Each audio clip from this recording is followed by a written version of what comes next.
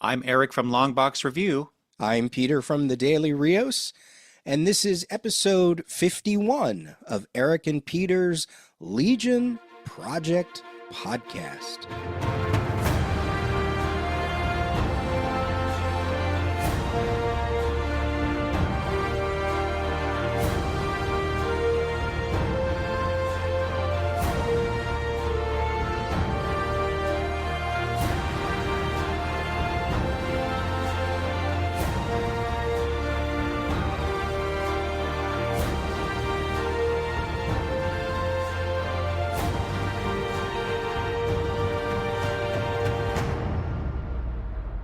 And welcome back, or welcome to the Legion Project Podcast. As we said in the opening, I'm Peter.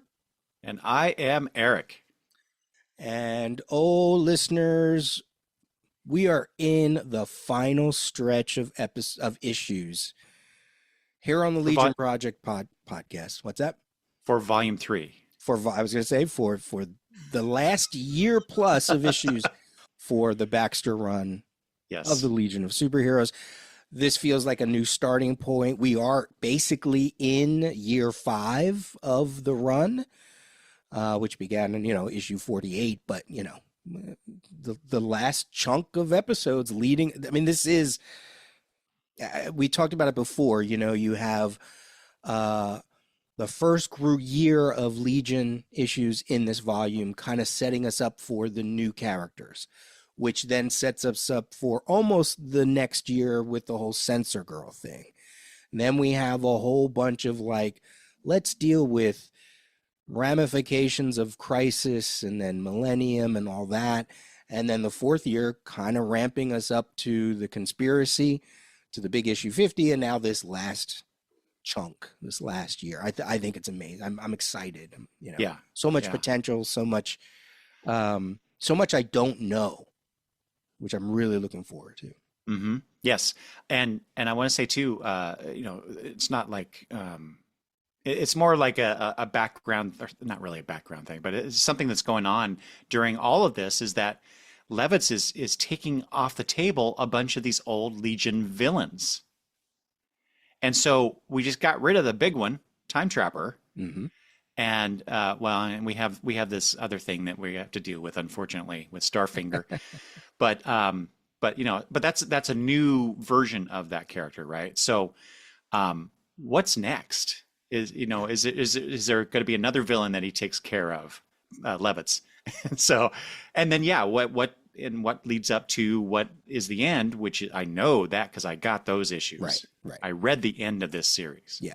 Of all the issues we're reading, the Magic Wars is one that I've read multiple times. It's from this issue to the Magic Wars. I'm not quite sure how this all sits. So I'm really excited. Yeah. And I wrote we're back. The Legion is back. Keith Giffen is back. Steve Lytle is back. Bouncing Boy's mustache is back. I mean, I hope this is going to be a great, I'm excited. I'm excited for this era. Did you put those in a ranked order from important to least important? Just whatever came to mind. I think I read in one of the letters that people did not like the mustache. It's a little weird when it showed up last in issue 50. I was like, ooh, that's weird. So we're covering issue 51. We will have some more Who's Who entries as we've been doing. And we're going to kick it off, though, with some current Legion quote-unquote news. Well, I guess it's news, but we don't have a lot of information, but it was something that just dropped. A tease, yep, which dropped at WonderCon in a previous weekend. We're recording this on April 1st. Happy Fool's Day. Don't tell him that, Peter. So if anything goes wrong, we can blame it on that. That's true. Whenever WonderCon was, I think it was like the last weekend in March, dropped news. Yeah. You want to start there? Well, basically the Legion of Superheroes apparently is relaunching with a story in the Superman annual, 2026 annual. They're calling it Year 1000, though, Mm-hmm. by Williamson and Eddie Barrows, right? Yeah. Yeah, what Year 1000? What is that? What does it make you think of? Because it made me think of something right away. I'm not sure. I don't know. It What do you think? it okay. So let's talk about what it is, and then I'll talk about what it made me think of. Oh, okay, okay. So it's the annual coming off of DCKO. It's a DCKO epilogue. It's a one shot. There's Yep. another one shot as well. And it's something that was teased at the end of DCKO that Superman has something to do, something he needs to take Oh, care right. of, Yes, yes. right? Um, and that's what this issue is, taking care of the Omega Legion, taking care of DC's future, because Mhm. if you know your DCKO, the prime DC universes, I shouldn't use the word prime, the main DC universe, the future is all like it's been destroyed, or whatever Darkseid did to it, Superman has to make it better, or at least Right. check up and see what's going on, Yeah, right? because he mentioned how things were in flux, Yeah, how he met different versions of the Legion in the in previous right, as a nod to the Bendis Legion and other iterations of the Legion, right? right. So yeah, so what is this? What's he gonna find, and what does he have to do? Right. And on the cover, and again, as we saw at the end of DCKO, the Omega Legion are trapped in that future. And on this cover, we're seeing the Omega Legion attack different DC futures. Commandy, OMAC. I don't have the image. Is Batman Beyond on there? Or I think Yeah, Aquaman's daughter is on there. yes. I Yeah. think the Batman might be Damian, Oh, right. That's right. Yeah, it's Damian. Commandy, and the Wonder Woman thing. I'm not Looks sure. might be Trinity maybe when she's older. I wasn't sure if Oh it was yeah. Trinity. Yeah. Okay. So I'm not sure if the no there's no information on, are these alternate futures or are they sequential Yeah. futures, right? So that's what this issue is going to be. Um, as you mentioned, it could be a prologue to the Legion series. Now, in my mind, I kind of go, we know Joshua Williamson is writing it. I'm assuming Eddie Barrows is probably here for this one shot. I Yeah. like Eddie Barrows. I would want someone a little more, I don't know, modern, or like I say, when you have in DC's stable, when you have people like Dan Mora, Jorge Jimenez, Adrian Gutierrez, I wrote Javi Fernandez, who did DCKO, Danielle Sempere, like when you have those artists, and there is a theme there, folks, if you listen to their last names, Hmm. um, I want that hotness. Or I want someone to come into the Legion the way Giffen did with that Legion Annual #1, way back when he kind of juiced his style and made it a little more futuristic and more detailed. Or I want that. I want that kind of like re-envisioning of the future. And this is ridiculous to say. We haven't even seen what Eddie Barrows has done, he's a veteran. He knows how to do comics, So my hope is that it's not a tryout issue and like this is just a thing, and we'll get the artist announcement later, So Hmm. Yeah, I think you're right on that. so to what it made me think of, Yes. 1,000 years is A millennium. oh, where was the last time we heard that word? When Bendis did his Yeah. run, Yeah. it made me think of that. That was the same thing they did in that 2-issue Millennium series where Rose and Thorn traveled from Right. possible future to. And when I looked at that cover and I went, is that what Superman's going to do? Is he going to battle the Omega Legion and heal and fix future to future to future, leading to 1,000 years Yeah. to a more stable Legion of Superheroes future. And Rose and Thorn better not be anywhere in those pages. See, I guess I'm in the minority because I actually like that aspect of it. Blah. I know that. So the thing, it's just the way that they place the words year 1000. Yeah. The emphasis then for me becomes the end point, not the journey to that spot. So I like what you just said. I think that's what the cover suggests that too, perhaps.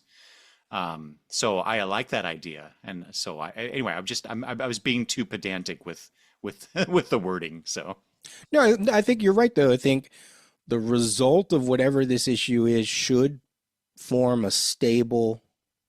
I think DC Comics and DC readers and Legion fans, we need a stable Legion future. We just do. We need to.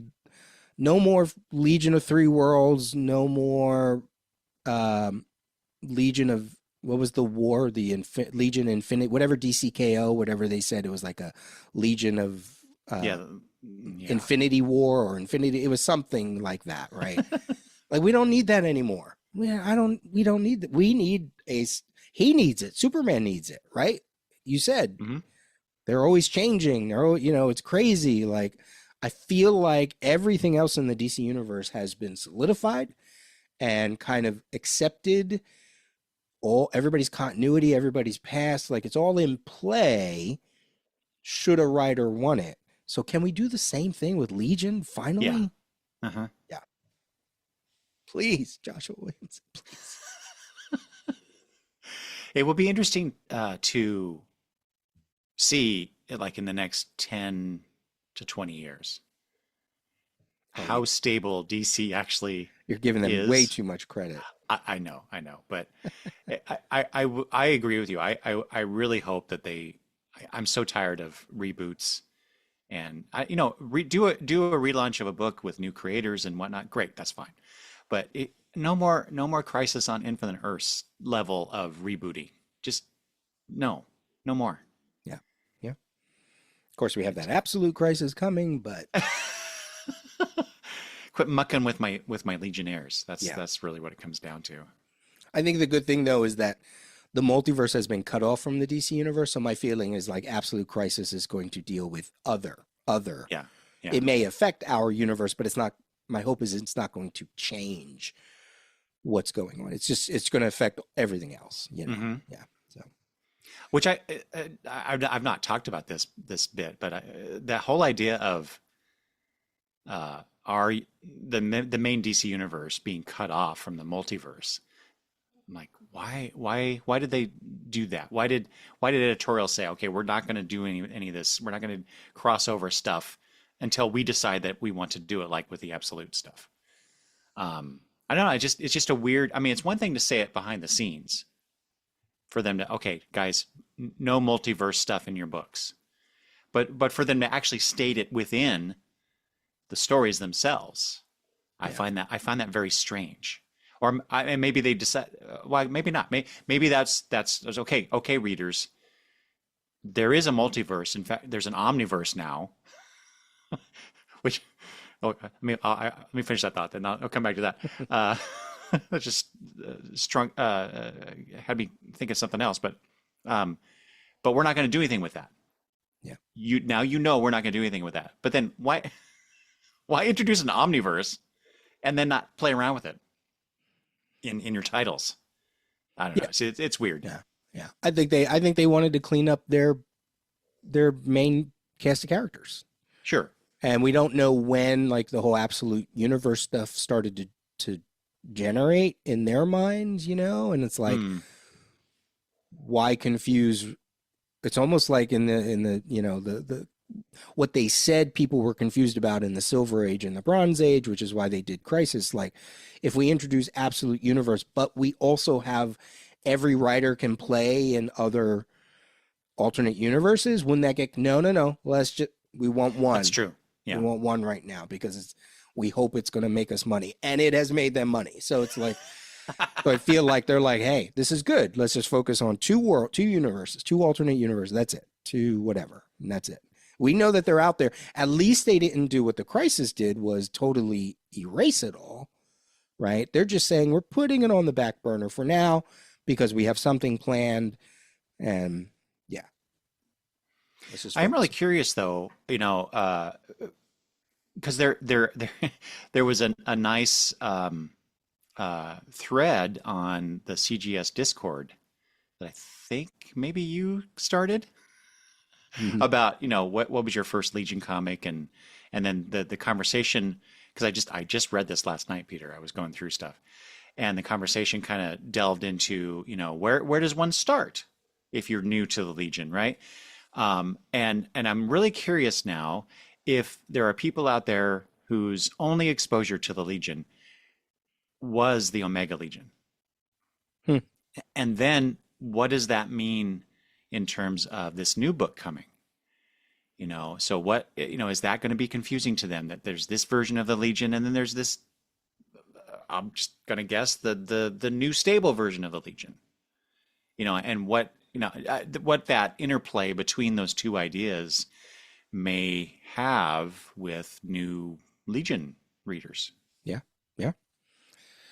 Well, I guess we'll find out in another month or so when they start dropping solicitations. So,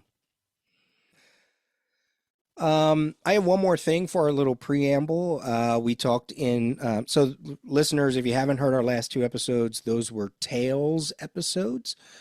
We did a Tales episode on the Supergirl saga from the late 80s, and then we did a catch-all Legion talk, kind of like what we just did for the last 5 minutes. We just, talked about a whole number of Legion topics. One of the things we talked about was back issue buying, and I've been at a few places where I was like, well, let me look to see if I need to pick up some Legion issues. And both of us said that, we kind of stop at Superboy and the Legion 200. That's like a good starting point in our collections. As you go back from there, they just get a little more expensive,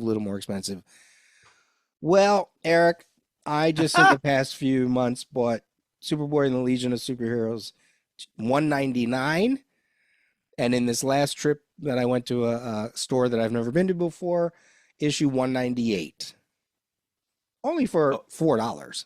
So that's not bad. No. And the other one was only $4 as well. So, well, now you need to get 197. That's why is that a special issue or no? No, because that's when the title changes from Superboy to it may have been Superboy starring the Legion, or I don't remember what it is now. Okay. What does it say on your 198? 198 says starring. Starring. Okay, so that's it. So it started saying Superboy starring the Legion of Superheroes with 197. And so I have to issue a correction, because as I was looking through my issues for something else that we're going to do, I realized, I do have 197, 98, and 99. See? So my rule is going to be, I'm going to go pick these up, but they have to be in backward sequential order. I'm not going to skip, because then you create holes. Like if I go get Superboy, I don't know, issue 186, I don't even know if it has the Legion. Now I got to get from one, you know what I mean? No. I'm tired of holes in my collection, right? Yeah, so I'm going to go back sequentially. I actually found out that I needed like a few other issues after 200. I was like, oh wait, do I? I thought I was. So I got those, issue 247. I'll show Eric here on the camera. Yeah. I actually, that issue my mom bought me at a Goodwill. When I was a lad. Has the Fatal Five, one of your favorite groups. On the bottom, it says, learn the startling secret of the Legion's 247th anniversary. So I was like, okay, I guess that has to deal with their first appearance, I guess. How can a monthly or a number, that they appeared in Adventure Comics, how could that be a 247th anniversary? That makes no sense whatsoever. They did that with Batman with like issue something 27. It was like some 427 or 500. I don't know. Yeah. They said like the 400th appearance or something, or 500th appearance of Batman in Detective. I think it was. Yeah. But I mean that makes sense, but I don't think that applies. Anyway, I'm bringing us down in my That's tangents okay. here. And then I bought issue 248, and I was like, oh, look, they have the regular 248 and they have the Whitman Oh, 248. So I nice. bought those. You bought both? I bought both and came home and realized I looked at my want list wrong. I don't need 248. I need 249. So I picked up the wrong issue. So now I got 3 issues of that. So I'll keep the Whitman, and then I don't know Oh my gosh. if What somebody what wants. If somebody why needs the Whitman? 248, because I have other Legion comics that are Whitman too, and I know people don't like them because you can't see the number on the cover. Uh-huh. But they were both there, so I was like, I'll get them both because I'm ridiculous like that. And then, speaking of Perez, I found Justice League Index issue 1, Justice League Nice. Index issue 2. I need a few more of those. So, still buying paper like I'm living forever. Well, so I told Peter this before we started recording, but I also bought the Best of the Legion Outpost, and I can't remember if we talked about this on air or off air, but I accidentally had it sent to my old address in Idaho, and so I had to do a little bit of machinations to acquire it because it was delivered to my old address. Yeah. Anyway, I finally got it, and I'm looking forward to reading through it and seeing what people had to say at the time about the Legion in this fan-driven newsletter that that was published, in the 70s through I think the early 2000s. Wow. Perhaps was I might be wrong about that, but anyway, the book's in great condition for having bought it off of eBay. So I was very pleased about that because you never even though they give you pictures, you just don't know what Right. what it looks like. Right. So yeah, I'm very happy about that. Oh, good. Yeah, and all of this could be, fodder for another one of those reader roundup Legion talk episodes, So like, we can always, if we see something interesting in a magazine or a comic or whatever, we can always set it aside for one of those episodes. Could be fun. So. Okay. Any other preamble? I was gonna say, I had a funny reply to a post to Blue Sky because as I was making my notes for this issue, my brain just started going. I'm like, and it's all the ephemera, the details, the Legion constitution, and the moral dilemmas that are in kind of touched on in this issue. Anyway, I was just like, ooh, it was this could be good, and that's why I posted on Blue Sky, and then a person named the handle of who has the handle of Alchemic Hughes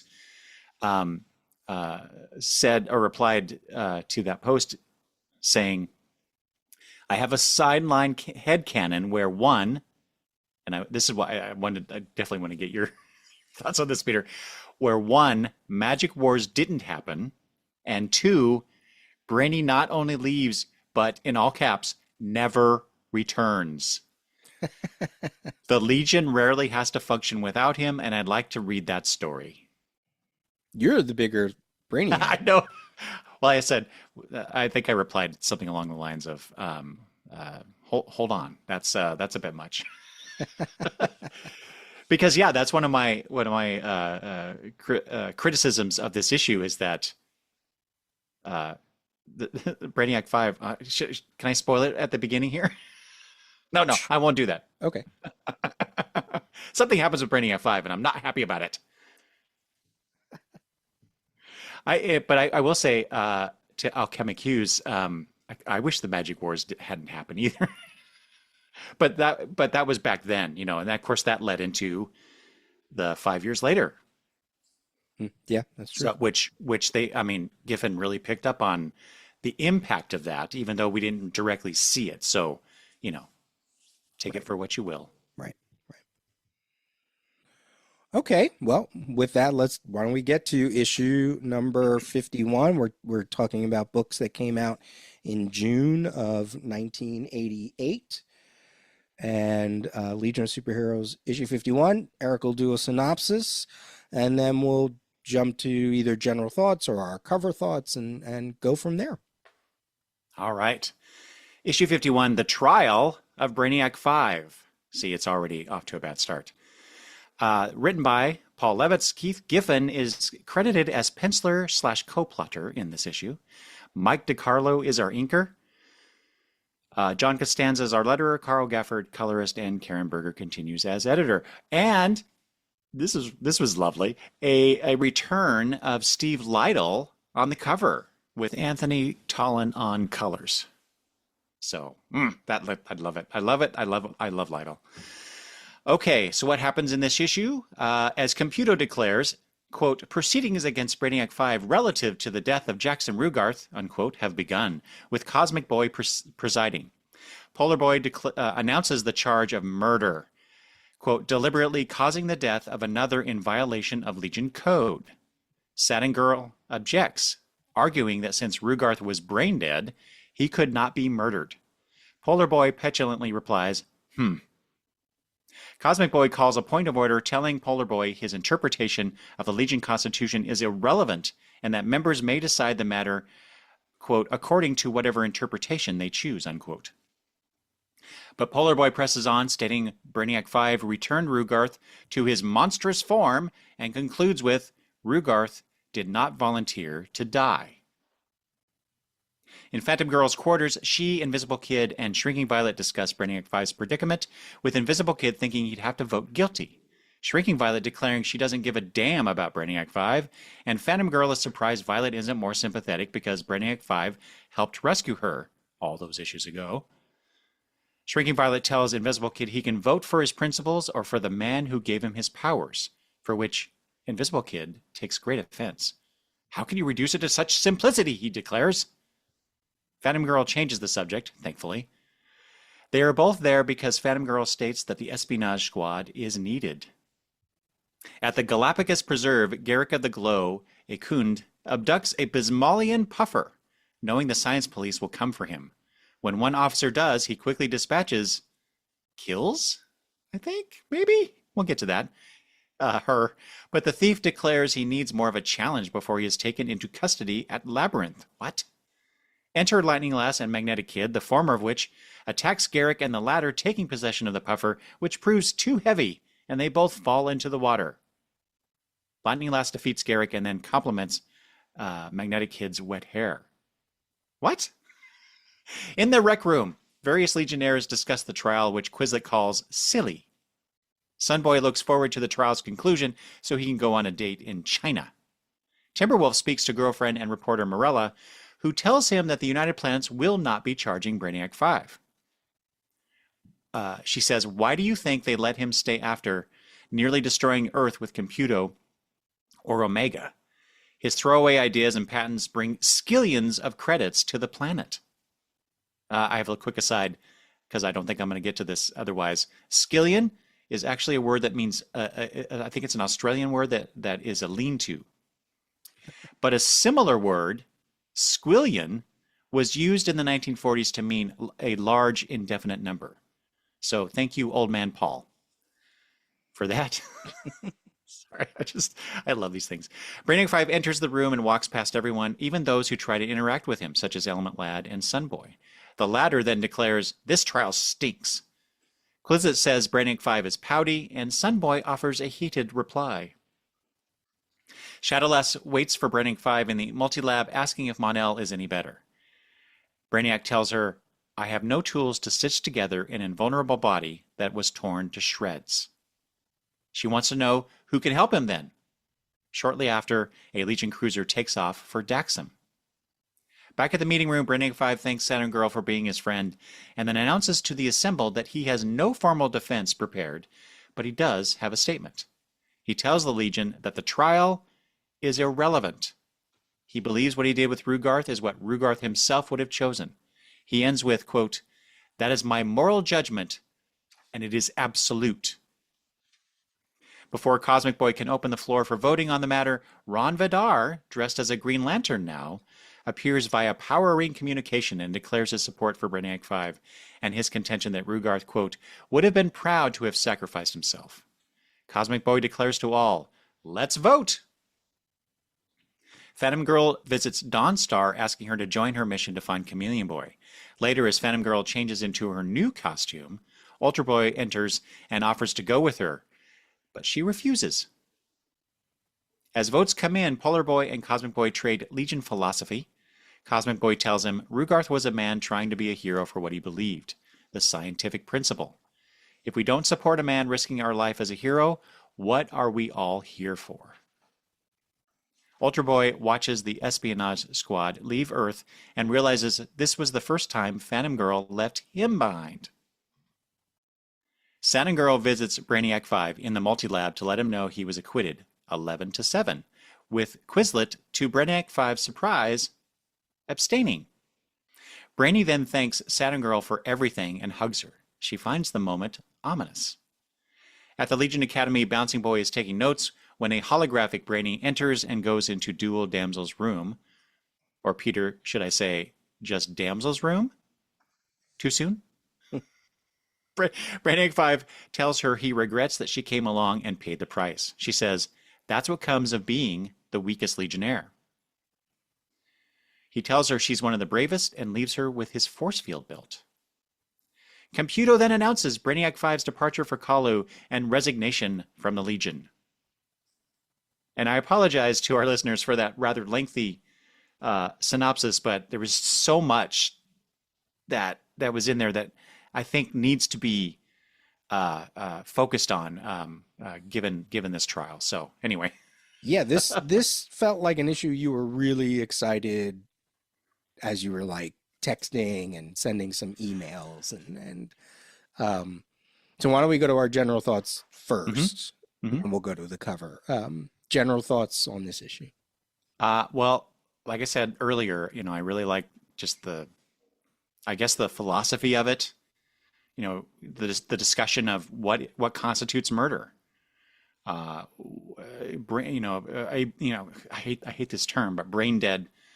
That condition. What does that really mean? In fact, I even started doing some research on how often people that have no brain activity, how often do they actually revive, so to speak, and all that. I was reading medical excerpts or summaries of research that they were doing. Anyway, I just for some reason it really struck me, and I just wanted to get into it. And then we have the whole Polar Boy says, in violation of Legion Code, and we have the Legion Constitution, which was being reprinted in the Who's Who in the Legion issues. And so I'm like, wow, what does it actually say versus what they're saying about it in here? I just found all these different layers just really fascinating. But of course, like I said, the fact that Brainiac 5 walks out of the Legion, oh man, I'm really pissed about that. I like these kind of issues. I think we both like these kind of issues where the focus is on characterization and interplay and interaction. The crazy thing is most times when we get issues like this, it's usually centered around an election issue where people vote. Well, now this is a whole other it's a trial that people have to vote on. And I thought that was just so clever. I don't know whose idea it was, whether it's Paul, whether it's Keith, whether both of them, this is the kind of synergy that when you get Keith Giffen back just makes the book sing because it's so Legion centric. There's not many teams you could do this with for an entire issue. And a lot of it is because they have this history of, we have codes and we have handshakes and we have this and we have that. And in the old days, Silver Age, Bronze Age, a lot of times those things are thrown out as either not jokes, but it's like, oh, I know the Legion code says this, but I needed to do this, so I found this loophole, and everybody's like, ha ha, you know, yay, because of some masquerade or some mystery or whatever, right? Mm-hmm. But here, when it's really put under the focus of quote unquote, not a serious comic, but you know, we're not in the Silver Age anymore. Mm-hmm. And all of these things that we sort of take for granted, not only about this trial, the Constitution, what Vi says to Phantom Girl, that, you know, we're not really buddies, you know, so why am I here? Like that one scene, like all the things we take for granted are being looked at in 1988 eyes, in Paul Levitt's eyes and Keith Giffen's new eyes, you know. Because Giffen is the first one to say Legion is silly. These are silly beings, you know. So let's make a story around the stuff that makes them silly. You know, a constitution, that's crazy, right? Okay, let's give a story where it actually means something. So I loved this issue for that, for being something that really probably only a Legion comic could do. Plus, you got Keith Giffen doing the artwork. Nobody's in costumes. There's all kinds of emotions. You know, I love these issues because you get to see which Legionnaire member doesn't care, which one is you know, way too into the Legion role, you know, the actual rules, which one, who's going to argue, who's going to be this. Give me 80 issues of something like that. I mean, I am there. So yeah, I really liked this issue for that. On the art side though, I think DeCarlo's inks they don't have much subtlety. It's a lot of black, thick, dark, solid lines. And what's so interesting is in the letter column later, like an issue, I don't know, I think it's 56, yeah, about this issue, Paul Levitz even says to a writer who, now the letter writer was talking just about Keith Giffen's artwork in general, but Paul Levitz says, well, what do you think of Keith's artwork now that we have Al Gordon on as inker? So I was almost like, it's almost like maybe they knew DeCarlo wasn't the right fit, you know, maybe for what Keith Giffen was trying to do, and Gordon would be the inker on like 5 years later. So I'm assuming those issues might have a little bit more texture to the lines, not all this crispness, and even the coloring might come across way too flat for what Keith Giffen is trying to do. There's very little sense of like foreground, background. It's there, but it's like, it almost feels like those, you know, as a kid, you get those really giant puzzles that have like 6 pieces and everything's like, you know, primary colors, and you just here's some grapes and you put them there. And that's what this, that's what this feels like, because everything is so stark and sharp. So I'm looking forward to a little bit more evening out as everybody gets comfortable with what Giffen is doing. I didn't mention the art in my initial response, but it's ironic because this is probably the first time that I didn't mind DeCarlo's inks on the page, but there are other things where I'm like, what the hell are they doing with? Is this Giffen? Is this DeCarlo? What? Why? You know, for example, hopefully I'm not jumping ahead too much, but how do you make Dream Girl not look gorgeous? And they've accomplished that in this issue. I'm like, this is the wrong look. You should not have done that. Well, it's because Giffen I don't know when Giffen was losing his hair. I don't mean to bring this up, like, as you know, but he hates hair in this issue. Yes. Every single guy has short cropped hair. He took away Element Lad's curls. He took away Dream Girl's. That's right. He took away Dream Girl's Farrah Fawcett look. You know, Saturn Girl has short hair because of what happened during the Time Trapper incident, so that's fine. But he hates hair. And I'm like, is Giffen like going through a thing right now? of all the sort of, let me try to put I talked about it earlier, right? Keith Giffen coming in and putting his stamp on the book. Oh yeah, With it's costumes, yeah, with the stamp is very evident in yeah, this issue. tech and all that. But when it comes to hair, I'm not. I'm very disappointed in that in all of it. So, Uh, but it's Giffen is comfortable. Giffen is very comfortable. When I open this book, I'm like, this is a Legion book. yeah, That's yeah. so biased of me, but I don't care. It's Well, having looked at some stuff recently, doing research for this book, and then I was watching that Michelle Fife spotlight on Giffen, and just some other books I was looking at. It's just like it. Well, actually, what I think prompted me was the cover, which is probably a good segue. yeah. The Steve Lytle cover, and it was just like looking at this cover going, oh yes, Steve Lytle is back, at least on this cover, right? And it's such a simple cover, but it's just like, oh, it just felt good. I felt like I was coming home to the Legion again. And then you open it up and then you got Giffen doing Legion, which is the same feeling, probably even more so. And then immediately in my mind, I'm thinking back to past artists, and boy, did I quickly go to ranking Oh, Giffen, then Lytle, then LaRocque. So anyway, I feel bad for uh,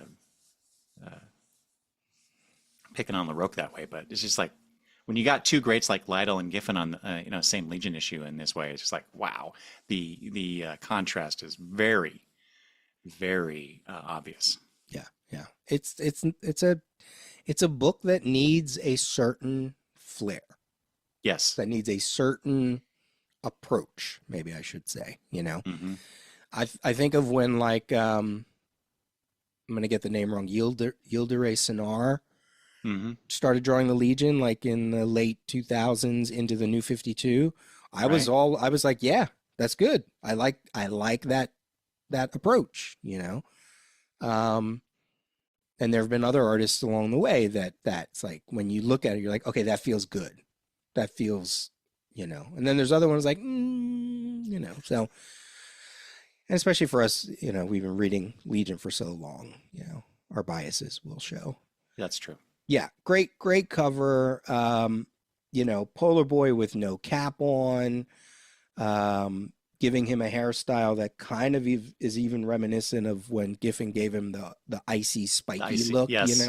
I thought that too. Yeah, I even wrote this is well before men used to frost their tips, right? Like that was a thing, and that's what he's got. He's got. Oh my gosh, that's right. Yeah, that's beautiful. I love that. It is. Yes. Good use of the title logo in the caption. I love that so much. If you're going to mess around like that, this is the way to do it. Yeah. And what a way to basically tell the reader what this issue is about. Right.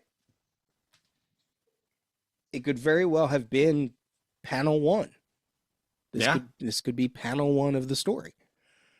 It felt like you would find this a lot in the Silver Age and the Bronze Age, right? Dramatic, member against a member, we don't like what you did, so now we have to expunge you from the Legion, but then you look inside and but this actually it's there. It's giving us what we need. So yeah. And the black background is it's just so ominous, right?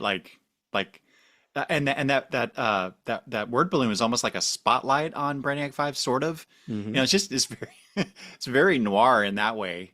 It's just they're doing a lot with so little on this cover. It's just like, how do you do this? How come they don't do it all the time? Things like that. It's just like, wow, you can just appreciate the artistry of Steve Lytle in this very simple composition. Yeah. Oh, so good. Yeah. Very creative. I don't know if it would be necessarily like in my top favorites, but it's super creative. It really is. Yeah. So. All right. I'll let you run this. You want to just jump in and give some overarching thoughts first, or Let's see. So I already in the synopsis, we get the first page. We get basically the same thing, right? We get basically the cover, but in a more realistic sense within the Legion confines, right? Cosmic Boy is the judge, which according to according to a loose interpretation of the Legion Constitution, that makes sense.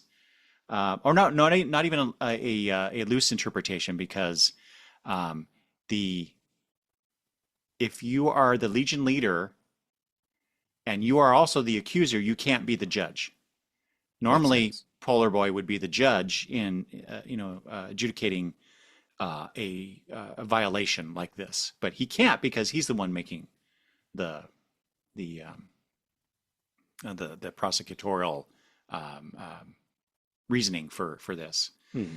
And Saturn Girl is the defense attorney for Brainiac 5. And so we get this interesting dichotomy between the old guard, the original Legionnaires, and it's kind of a pity that Lightning Lad doesn't appear in this story at all, because there is a lot of focus on what the Legion Constitution, what the Legion Code, what it was for, what it was intended for, and how it's interpreted. And there's a lot of talk about interpretation in these first few issues, and that's where I was like, oh wow, this is going to be interesting, Yeah. or could be interesting, right? Because as you alluded to, it's Polar Boy who is the strict interpretationalist of the Constitution. And it says, "Thou shalt not kill," and you killed, so therefore you need to be tried for this. And yet, as we go through the story, obviously Saturn Girl doesn't agree with that because she's defending Brainy. And there's a later scene with Cosmic Boy and Polar Boy where he's like, maybe you shouldn't be so hung up on the actual wording and focus on what we intended, or what was intended, which is exactly what a constitution is. It's a framework for how to set up a governing body, right? And so, and then from which you're supposed to build law or create laws that adhere to the Constitution. But if it were so easy, you wouldn't need judges to interpret, as we have found out over the past 250 years. That needs to happen because it was so general. The Constitution of the United States was so general, and in many ways, so is the Legion Constitution, except for when they're bizarrely so specific about things. And maybe we'll get into some of that stuff in a future episode. But I just wanted to focus on the Constitution parts, or parts of the Constitution that have to do with the trial or expelling a legionnaire, Right. which is part of the Constitution. So I will point out too, look at the way Brainiac 5 is shown on the first page. He's looking down and away, basically looking at the wall behind him, while Polar Boy is pointing at him accusatorily. And Brainiac 5 is uncharacteristically silent through much of this issue. And so when he does speak, it has a very large importance to the drama, I'll say. And so, yeah, we'll get to that. But it's just like, I love the setup of this with this. Polar Boy makes his case. We get those great reactions with the other Legionnaires, Tellus, Block, Element Lad, who's basically telling everybody to shush so he can listen. Things like that. Just that general setup. We get quick cuts between what's going on in that trial room, and then other rooms where people are watching it, which is interesting that they're not in the trial room. Why did they not do that? You know, it seems it's very much set up as like this casual thing, like you, Mike, like you mentioned, a Legion election, but this is a big deal, and you know, one Legionnaire accusing another of murder, and you know, saying you should be out of here. So I just love the interactions between all of the folks involved in this.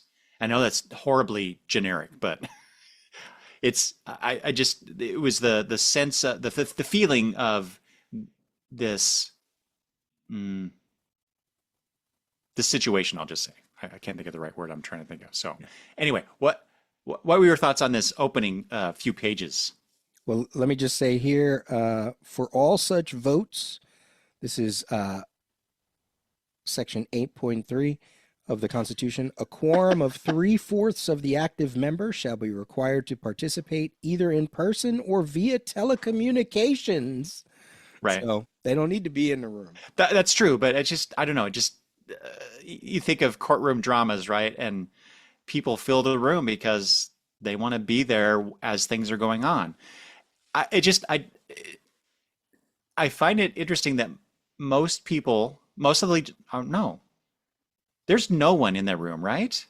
Besides those four and Computo. Right. It's almost like no one really cares about this, but it's never really stated that way. Never directly stated. Maybe one or two characters says something along those lines, but to everybody else, it's just like, it's happening. I'll listen or I won't. Yeah, and then they vote on it. I don't know if it's that they don't care. I mean, first, from an artistic point of view, what a boring issue it might have been. Oh, sure. You know, sure. if it was just in one room. But it again goes back to what I said before about there's a lot of things that are taken for granted when you're a Legionnaire. Oh, we got to do this thing. Okay, let's do this so that then we can move on, you know. And maybe it's less about being casual about it, but more it's about, okay, yep, we've done this before. Let's do it. Present. I'm going to vote, because there's a lot of people who voted guilty. So it's like not like they didn't care, you know, or even innocent, right? Like just because they voted innocent doesn't mean they don't care either, you know? So yeah, I totally hear your thoughts on that. But I've said in other episodes, the Legionnaires have a status, and a trial like this could make you go, stop, you know, we don't want to know that sometimes bad things happen in Legion, right? Like, can I just go to China? Can I go on my date? Can I go take care of this? Yeah, exactly. Can I go do what I'm supposed to do with the ESPN? You know what I mean? So, you know, things it's kind of like, I'm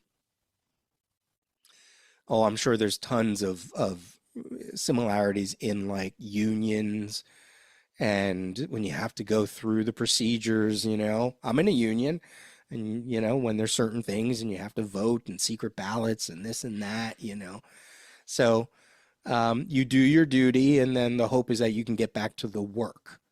Right. And I don't know, maybe that's what they're feeling. No, I think you're right. Yeah, that's true. It's just, like I said, maybe I'm just too wrapped up in what popular media, how trials are portrayed, right? Which we all should know, that's not how trials are actually done. But yeah, you know, it's so pervasive. I guess I just wanted to have a little bit more of, you know, the Legionnaires, some of them anyway. I don't mind. They all don't have to be like this, but it seems like some of them should really be more present, maybe, and more invested. That's the better word in this trial than just I gotta listen because then I have to vote. Yeah. And that's okay too, because that makes sense for, you know, they're not a unimind, right? They're not all the same characters, even though, you know, for decades they were pretty much interchangeable.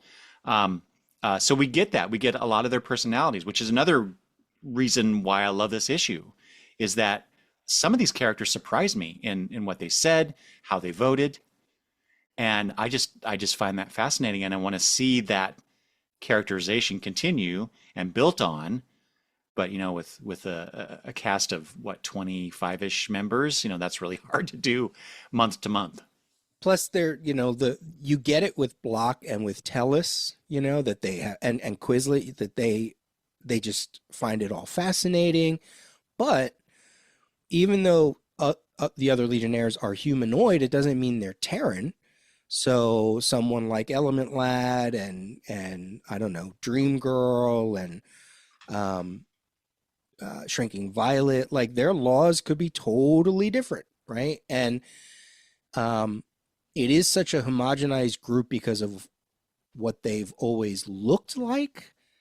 But then we got to keep in mind that they are not. And part of the celebration is that there's one person that represents a planet.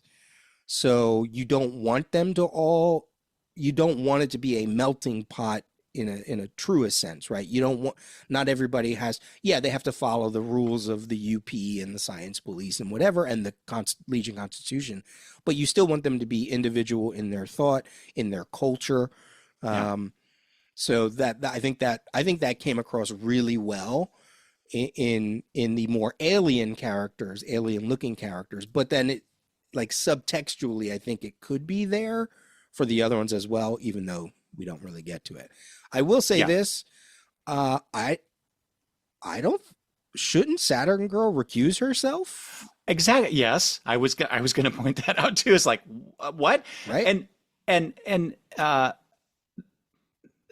Polar Boy does mention the other conspirators, but that seems to be just pushed aside. And so, yeah, to your point, why is Saturn Girl doing this?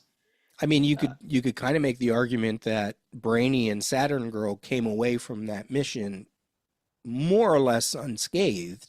Mm-hmm. Mon-El, in a sense, is being punished or is paying for what he did. Duo Damsel paid for what, if we're looking at it in those terms from like the accusatory terms, Mm-hmm. but Brainy and Saturn Girl, so maybe that could have been a way to bring in Lightning Lad, but then again, he is the husband of Saturn Girl, so is that who do you go to? Who do you bring in to defend Brainy? So yeah, that was one thing I noted. As I was reading this, you said the opening pages, I went, I already don't agree with Saturn Girl. Really? Yeah. I You mean in terms of her defense. no brain activity, ergo no murder? Yeah, like, Jackson Rugarth's life was already over, his mind destroyed in the accident that made him the infinite man years ago. If he had no mind, there was no sentient being, no man, and therefore no murder. But just because someone is brain dead, doctors can't just go in and harvest their organs. Someone has to give permission to do Right. such a thing. Yeah. So you can't just take Jackson Rugarth's body and like a baseball bat and just say, well, he's got no mind, so I can just wheel him around and do whatever I want with him. Like, Polar Boy is exactly right to bring up this thing. Now, I don't have a 30th century brain, so I don't, you talk about the Supreme Court, right? There might be precedent upon precedent upon precedent that we don't know, but that's outside of the story, in Right. terms of the story, like, I was trying I actually went back and read, just like flipped through the first appearance of Infinite Man, and then his crisis crossover issue that we covered way back. And both times at the end of those stories, both Rond and Brainiac 5 are like, okay, we'll just, hopefully there'll be a way to restore. And it was only the conspiracy story that finally put a kind of like a thing on it in issue 50, where they're like, he's never going to recover, or that he was always going to be that way. And that's the thing. That's the whole reason why White Witch left. Mm-hmm. She was like, I don't care what you're saying about your brain. What about the soul? She was talking about the soul and all this other stuff. And in that issue, Polar Boy was the one that even said, well, look, he did this because he wanted to be. I also don't buy this whole, like, he did it because he wanted to be a hero. You go back, he did it. He Uh-huh. volunteered to be for an experiment. He didn't want to be a hero. He didn't know he was going to go get zapped in a circle of time a million times, he said, right? Like, and this, I don't know if you can, I don't know that you probably can't accept this part of what is said in that first appearance because it's being said by the Infinite Man, and we don't know Jackson Rugarth, Infinite Man. Are they two beings? Are they the same person? But he says there, when Ron says it was an accident, when you volunteered for the experiment, the dangers were explained to. Ron is cut off. And the Infinite Man says, explained, how could a time-bound mortal explain what has happened to me? I was warned that I might die, but not that I would undergo an infinity of tortures that would make me wish for death. I have felt too much pain. My suffering will not be denied. You know, there's an awful lot of speaking for Jackson Rugarth who can't speak for himself. Right. Yeah. Yeah. Yeah. That's part of the problem here is that people are again interpreting what they think Rugarth would have wanted. Yeah. But a counterpoint to what you just pointed out there is that in issue 50, basically the Infinite Man forgives Brainy for bringing him back. Oh. As I recall. I forgot to look it up because as you were talking, I'm like, oh shoot. So if you're looking, are you looking that up? Yeah, I'll look it up. Okay. I like that. Yeah, I didn't think to go into. I should have kept reading through issue 50. But I'll add, while you're doing that, I'll add this. If that's the case, if why is Polar Boy charging Brainiac 5 for murder when? And this is an issue 50 as well, or maybe it was 49. Rond is the one who made the suggestion because Brainy had exhausted all of his ideas for how to get to the Time Trapper and deal with him. And it was Rond's when he came back. Yeah, I think it was issue 49. He said something about well, there's one other option essentially. And then in 50, we see Rugarth there and they turn him, and do all that stuff like we talked about. So I don't know.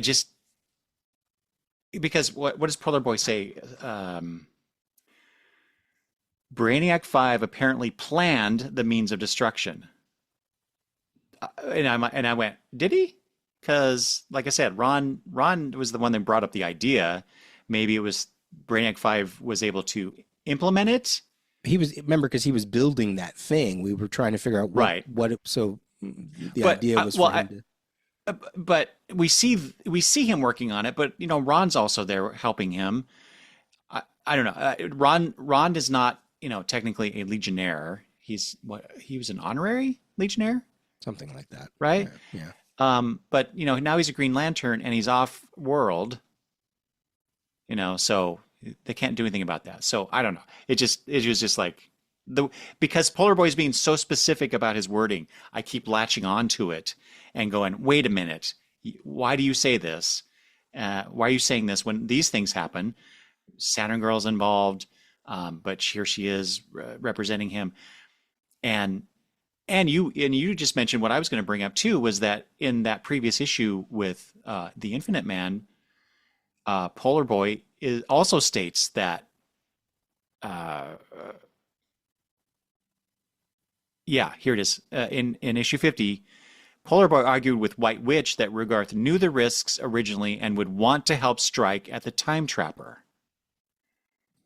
So why is he doing this trial? Why is he wanting to put Brainiac 5 on trial if he thought the same thing? Oh, I think again, I would have to read a little bit more of that scene you're talking about. It's one thing to strike against the Time Trapper, but Brainy might have known, he might be arguing, maybe even because of what White Witch said. it could have cast some doubt. And like none of this is on paper, but it could Yeah. have been like, I didn't know when you were going to have I didn't know you were going to, you knew that the possibility was that they both were going to die or that he was going to die in this mission. You know what I mean? So it, it, it is jarring because that was something that a letter column writer wrote about this issue. They were like, hey, Polar Boy just said in issue 50 he was the one who argued against White Witch. That's what pointed me to that scene. And I was like, oh, God, yeah, he did. That's weird. So something in the writer's minds, even though it may not show on paper, something in the writer's minds suggest they kind of went, it didn't go the way Polar Boy thought it was going to go. That's the only way I Sure. could make him have the leap to want to bring this.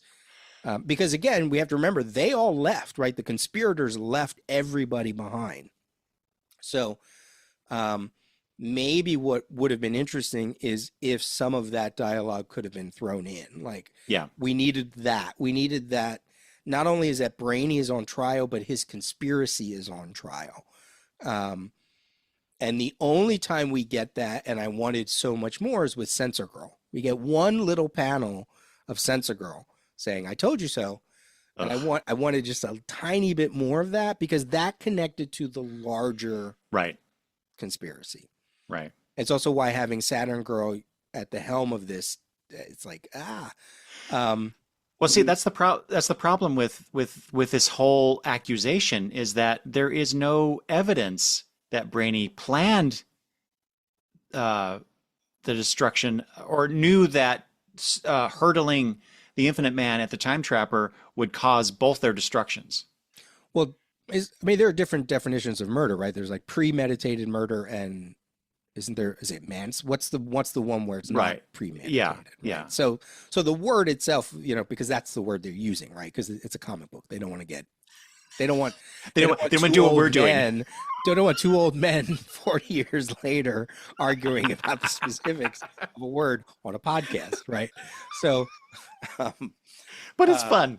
yeah. So I think we as a kid, I never would have parsed out the differences of what murder could or couldn't mean. You know what I mean? But I guess there's some of that. I'm looking at issue 50, and yes, Time Trapper, Infinite Man. While he's struggling to pull the Time Trapper to the beginning of time, Brainy gives him a little push with his belt, right? So in essence, he is responsible for in that regard, right? But Infinite Man says, thank you, Brainiac 5, for this. I forgive you for my birth and damnation. Farewell. What is he thanking him for? We didn't really talk about this in that episode. That's true. Yeah. He's freed. It's not like they talked to him beforehand. He's freed. He fights he sees immediately this Time Trapper, one representing the end, one representing the beginning. And then he's like, haha, you're just, and then they start doing well, I'm taller than you and you're taller than me. And then he's like just pulling him. So what is he thanking him for? For eliminating the competition? For freeing him? He's not freeing him because, yeah. So I think, okay, I see that point, but I also don't know what he's thanking him. What's the hell is he? Yeah. Because he's still going to be Infinite Man, right? If we go to the very first appearance where he says, you don't know the tortures that I've been through. Like, I wonder if that was Paul's way of ever so slightly and slyly insinuating, and there seems to be evidence of this in the letter column, in his reply to one of the writers, that Infinite Man knew he was going to die, and he was okay with it. That's always been my problem with that particular bit that you just read, because it seems like it's Paul, the writer, interjecting into the narrative because he doesn't want people to think that Brainiac 5 is a bad person for what he did. But then, so like I said, there's no evidence that Brainiac 5 knowingly took the Infinite Man / Jackson Rugar's life. But on page 13, this is where we get Brainy for the first time really thinking, emoting, experiencing the moment. Which, And he said, by the way, I love that he doesn't speak for himself. Yes. Until it's there for the dramatic Yeah. storytelling sense of it. Mhm. It's such good writing, that he has no thought balloons. He has nothing until we need him to, Yeah. Exactly. Yeah. But he says, the time trapper has been destroyed, and I know I would have done anything to accomplish that. Anything.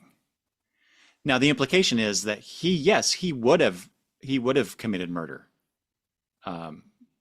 So we're supposed to now, I think, we're supposed to take this coupled with the accusation, and he should be punished for his actions, or his possible actions, or his probable actions, or or whatever. I I think this is again, like in that other issue, Paul's like really trying to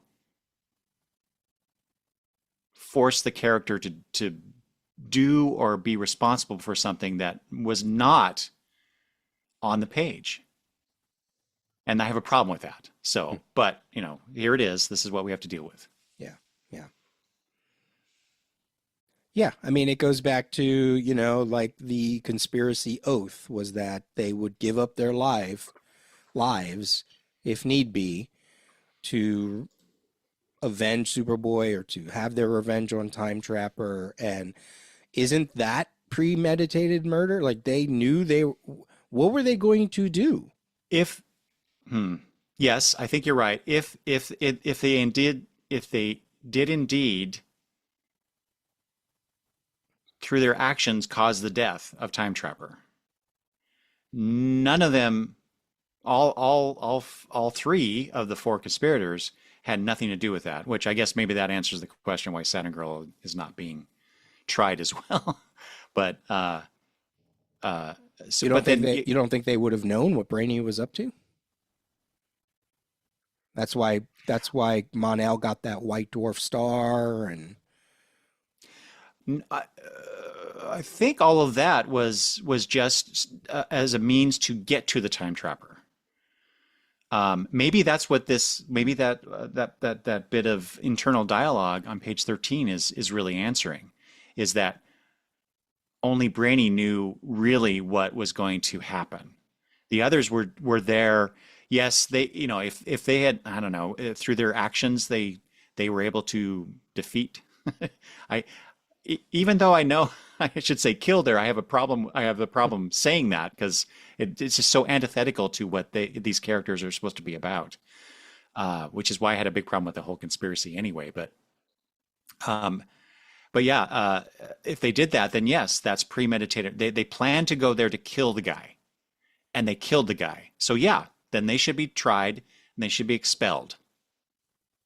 Right? I mean, from the Constitution. Maybe can I back up just a bit? We should read the actual. I was just getting there myself. Yeah. So this is from Article 4, resignations or expulsions from membership, and this is section 4.3. Members shall be subject to expulsion for any failure to conform to the previous or the provisions of this Constitution applying to them. Grounds for expulsions shall include, and I'm not going to read all of it because they're not all relevant to our discussion here. Where is it? The last one. The last one. The part 8. Knowingly taking the life of a sentient being in other than a provable situation of self-defense, or as a provable only available alternative to the death of sentient beings.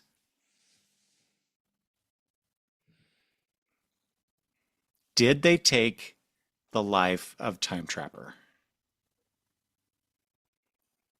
I think it's still a question. Except, yes, okay, go ahead. I can see on your face. Well, only because, it's Polar Boy who says, right? Isn't he the one who says, yeah, okay, right here. The Legion Constitution permits, you might have read this already, permits causing another sentient's death only in self-defense when it is unavoidable. No one here would accuse Brainy in the Trapper's demise because that was surely self-defense. But they went there. Yes. There's no he was self-defensing against them. Yes. I know it's so I think Paul's stacking the deck in both areas. Yeah. I was like, what? That makes no sense. Now, what you could make the sense of, and I think Brainy might have said something like this in the conspiracy story, is that he's tired of Time Trapper hurting people. He's basically saying we can't let him live anymore because you could make the argument that he's there at the end of the world, that he killed everybody or found a way to make it so that he was the last one through the demise of everybody else. So you could say that last provision, that last part of that sentence you just read, or as a provable, only available alternative to the death of sentient beings. That is exactly what Saturn Girls should have been arguing, not the whole he's dead because his brain doesn't work. Right. So yeah, that totally makes sense because Time Trapper himself has stated, I think multiple times, that his goal was to bring about the end of the universe before the end of the universe. Mm-hmm. Right. So that is self-defense, arguably on the Legion's part, the conspirators' part. So on behalf of everybody. Yeah. And that's not why he's on trial. He's not on trial for the conspiracy. He's not on trial because where's the one thing? Part 5, cowardice, dishonesty, or fraud. Yeah, I was trying to think, was there something in there like about, secret? I mean, there is a thing about revealing Legion secret. That's not what I was looking at. So yeah. So they're not on trial for the conspiracy. They're not on trial for ending the Time Trapper. They're on trial for using someone that, again, and that's not even said on the page. Using someone that can't speak for themselves, right? Like you said, everybody speaking for him. So that's the reason why I was like, I think Polar Boy's right, and to the point of the issue, to the point of Cosmic Boy's whole, the interpretation thing, that's why they vote. That's why they vote, because they all get to interpret the Constitution the way they individually want to. Because unlike our Constitution that has layers upon layers upon layers to look at it, you know what I mean? Like different levels of the courts and the branches. Yeah, the branches, the constitutional scholars and this and that. I mean, even today as we're recording it, there's a big Supreme Court thing going on right now dealing with this very thing, the interpretation of one of the things. There's amendments and this, that, and everything. This is something that is written by and for a small group of people that have multiple cultures and multiple allowances for what is right and wrong and moral and this and that. That's why White Witch took a hike, because she was like, nope, not being part of it. It's why Quislet abstained for whatever reason, So once you get the votes and you get the verdict, like, that whole idea about, I think Cosmic Boy's idea about interpreting the Constitution individually is not something that holds up with our thing. Right? Oh no. Yeah. It's a bizarre concept, really. Yeah. Because if you don't have a baseline for how the Constitution should be used, that's not the right word. How can it be effective? Right. And like you said, move things from the Constitution to law, right? If we want to take it in those terms, the Legion are voting on something in their Constitution. The law, the UP, has already decided that he's fine. So it becomes if White Witch was here, I think she would say, well, then it's less about the Constitution. It's more about who we want to be as a team, as a group. It's our Our moral morals, yeah. our moral thing, you know. Framework, yeah. Yeah. Yeah, exactly. And they do get into the morality of things a little bit, um, but I know the like I said in the synopsis, Morella talks about, it completely implies that the reason that the UP is not pursuing anything Oh, right. is for political or monetary gain from the patents and throwaway ideas. Yeah. I'm like, ooh, that's a whole other level that I did not expect them to throw in there. But How governmental of them, you yeah, know. Like exactly. Levitz and Legion and Giffen have done things like that in the past, Hmm. where they've sort of made comments about, whatever, and it's like this book is not in no way political, but there are times every now and then you're like, ooh, like like the election of the president, there were some things in there that were like, ooh, that's such Mm. a little bit of a nudge towards, real life, or that silly little Legion substitute special where Matt Lad was talking about ATMs, right? Like what he was talking about, some monetary thing, right? The banking thing, right? Do you remember that? And I was like, Yeah. God, is Paul Levitt's rank? Like, is he going after the banking Oh, system or that's right. something? Yeah. Yeah. Yeah. So yeah, that was interesting. It was interesting. But at the same time, I love that retroactive explanation as to why Brainiac 5 has not been kicked off the Earth, Yeah.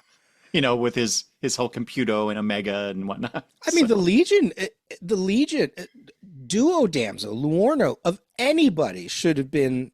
Did she vote? No, she can't vote because she's not an active member. Of anybody, she's the one who should be like, uh, you know, should be the first one to say whether Brainy should be in the team or not.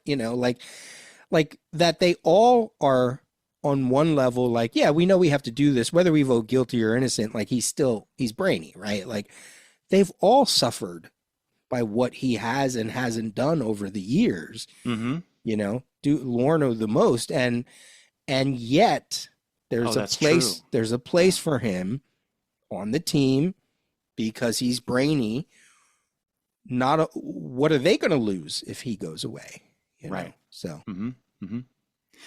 Since you just brought that up, can we, maybe we should transition to discussing some of the reactions from the members. yeah, sure. So, and since what you just said, immediately I thought of Shrinking Violet, right? And let's see, how does she put this? Well, actually, since we're in that scene, right? Block. Well, you mentioned this. Humans have such a complex sense of right and wrong, yet they still misunderstand life itself. Tell us just a couple panels later. This is on page 3. How different from seeking the truth within Great Mother Ocean, with a trial. Just the alien, quote unquote alien members are. I like how Paul uses them to interject a different point of view to the whole situation. But then we get Shrinking Violet in that scene in Phantom Girl's apartment, I guess. Yeah, her quarters. By the way, what do you think, since you mentioned hair earlier, what do you think of Phantom Girl's new do with the gray on top? I think that's just some coloring thing they tried, and they're like, "Oh, that's not how we wanted that to look." Are you really? Yeah, I don't think it's I like mean, that looks very, very specific.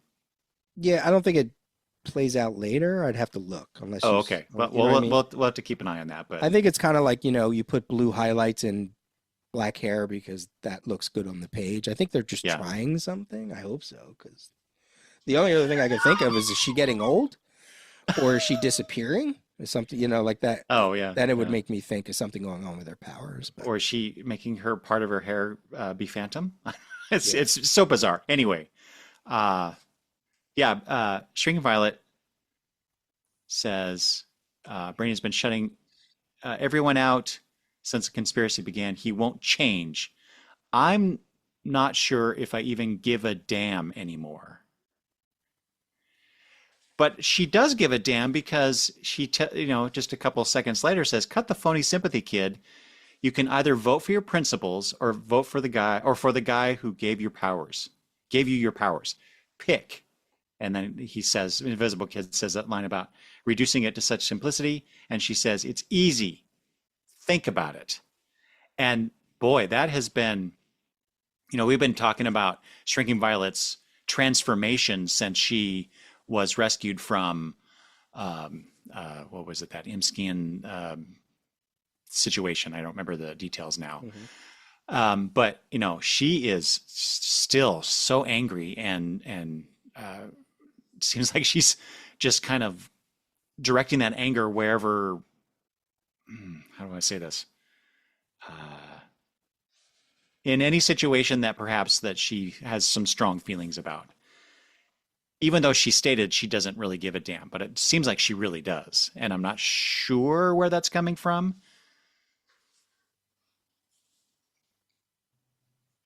That's interesting. Let me expand on that to see if I'm hearing what you're saying correctly. So she says he won't change. I'm not even sure I even give a damn anymore. After he helped rescue you, Violet, I thought you would be more sympathetic. But Brainy's used up a lot of old favors lately. That's Phantom Girl talking. So, because, from Phantom Girl saying, "I thought you would be more sympathetic towards Brainy," makes me think, okay, she's clearly on Polar Boy's camp. How did she vote? Did she vote guilty? Who? Shrinking Violet? She did. Yeah, okay. And it's interesting that she puts the parallel between you either vote for your principles, right, or you vote for the guy who gave you your power. You vote for your principles, or you vote because you're biased. You know what I mean? Like I think it's less of anger and more of like, she's so black and white these days. Yeah. I'm sorry. I didn't mean to imply that it was because of her anger that she is voting that way or feeling that way towards Brainiac. It's just her demeanor just seems to be, yeah, like you said, really black and white. And in fact, I put in my notes, she seems to be she's turning into kind of a one note, I'm just angry all the time character. And I hope that doesn't continue because there's so much more to her than that. Yeah, I can see that. Yeah, I mean, she's coming across strong with a very strong emotion. I mean, I just take her as matter of fact. Like, oh yeah, she's the person that cuts through the bullshit and just tells you how it is. Because and really, it's an easy mark to go up against Invisible Kid too. Like. Why don't you go yell at Magnetic Kid while you're at it? You know what I mean? So but, confronting Phantom Girl as she does, that feels, okay, there again, another example. She's going to do it to the rookie and she's going to do it to the senior member of like cutting to the point, getting to the point, Right. And, when I saw that, I was like, it's a very sarcastic way of saying you either vote for your principles, your morals, or you vote against your morals, right? Like, yes. And it's from someone who was being kidnapped and totally changing her life and conditioning her mind, her body, like, yeah, it's the other way. It's the other extreme of being too, if Invisible Kid's like in the middle and she's all the way over here, and I don't know who picked somebody else who's all the way on the other side. You know what I mean? There's more nuance. She doesn't give much nuance, Yeah, that's true. Yeah. But the really interesting about this scene though to me is her declaration, you can vote for your principles or for not your principles, which is what she's implying. And so, what are your principles by your vote? And that's something I hope I wanted to get into later, is how they voted and maybe talking a little bit about why. And because I think it's very important that this little bit is in here because of the entire conversation we've had before now about why is he on trial? Should he be on trial? The interpretation, all that stuff, right? It's about the principles of the Legion. And then we get a counterpoint to that, not a counterpoint, a different interpretation with Cosmic Boy later when he talks to Polar Boy, right? Right. And even though we can agree or disagree on the whole idea of what, was Rugarth wanting to be a hero or not and all that, the point that Cosmic Boy is making is that, yeah, we have these rules, but obviously this is how I took it. There are rules, but also, they were written by us back then, and the Legion has always been about change and adjusting to its members. Yeah. Now, I don't think that's a really great argument in favor of Brainiac 5 in this case, but that totally makes sense. And that's how loosely I think the Legion has always been written whenever the whole idea of the Constitution comes up. Yeah. Yeah, we have this. I think maybe you even said this earlier. We have this Constitution, but, depending on the situation, things happen all we'll the time. ignore it or not. Yeah.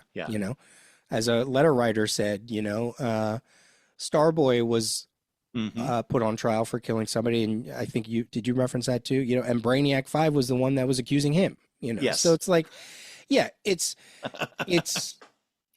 and it's also the case of when everybody, I said this before, when everybody says, who's your favorite Robin? And they say Tim Drake because he was amazing and this and that. I said, yeah, that's because when Dick Grayson was written, there was no such thing as like, let's write, let's be these amazing comic book writers and we're going to explore his life and how he became. No, they just needed somebody so a younger reader would go read a Batman book, right? Yeah. Like, or they have, so that Batman has somebody to talk to in the comic. So same thing with the Constitution. Here's Levitz actually putting it into play, like in a big part because he can. Because him and Giffen were like, let's do this. Yeah, that's cool. Let's do. I mean, courtroom dramas were in play in the 80s. LA Law and who knows who knows whatever else, Well, I mean, isn't Law and Order still on the air? Yeah. How many billion seasons later, Yeah, exactly. So and then it affords you those lines like Cosmic Boy saying, well, we were young. We didn't know.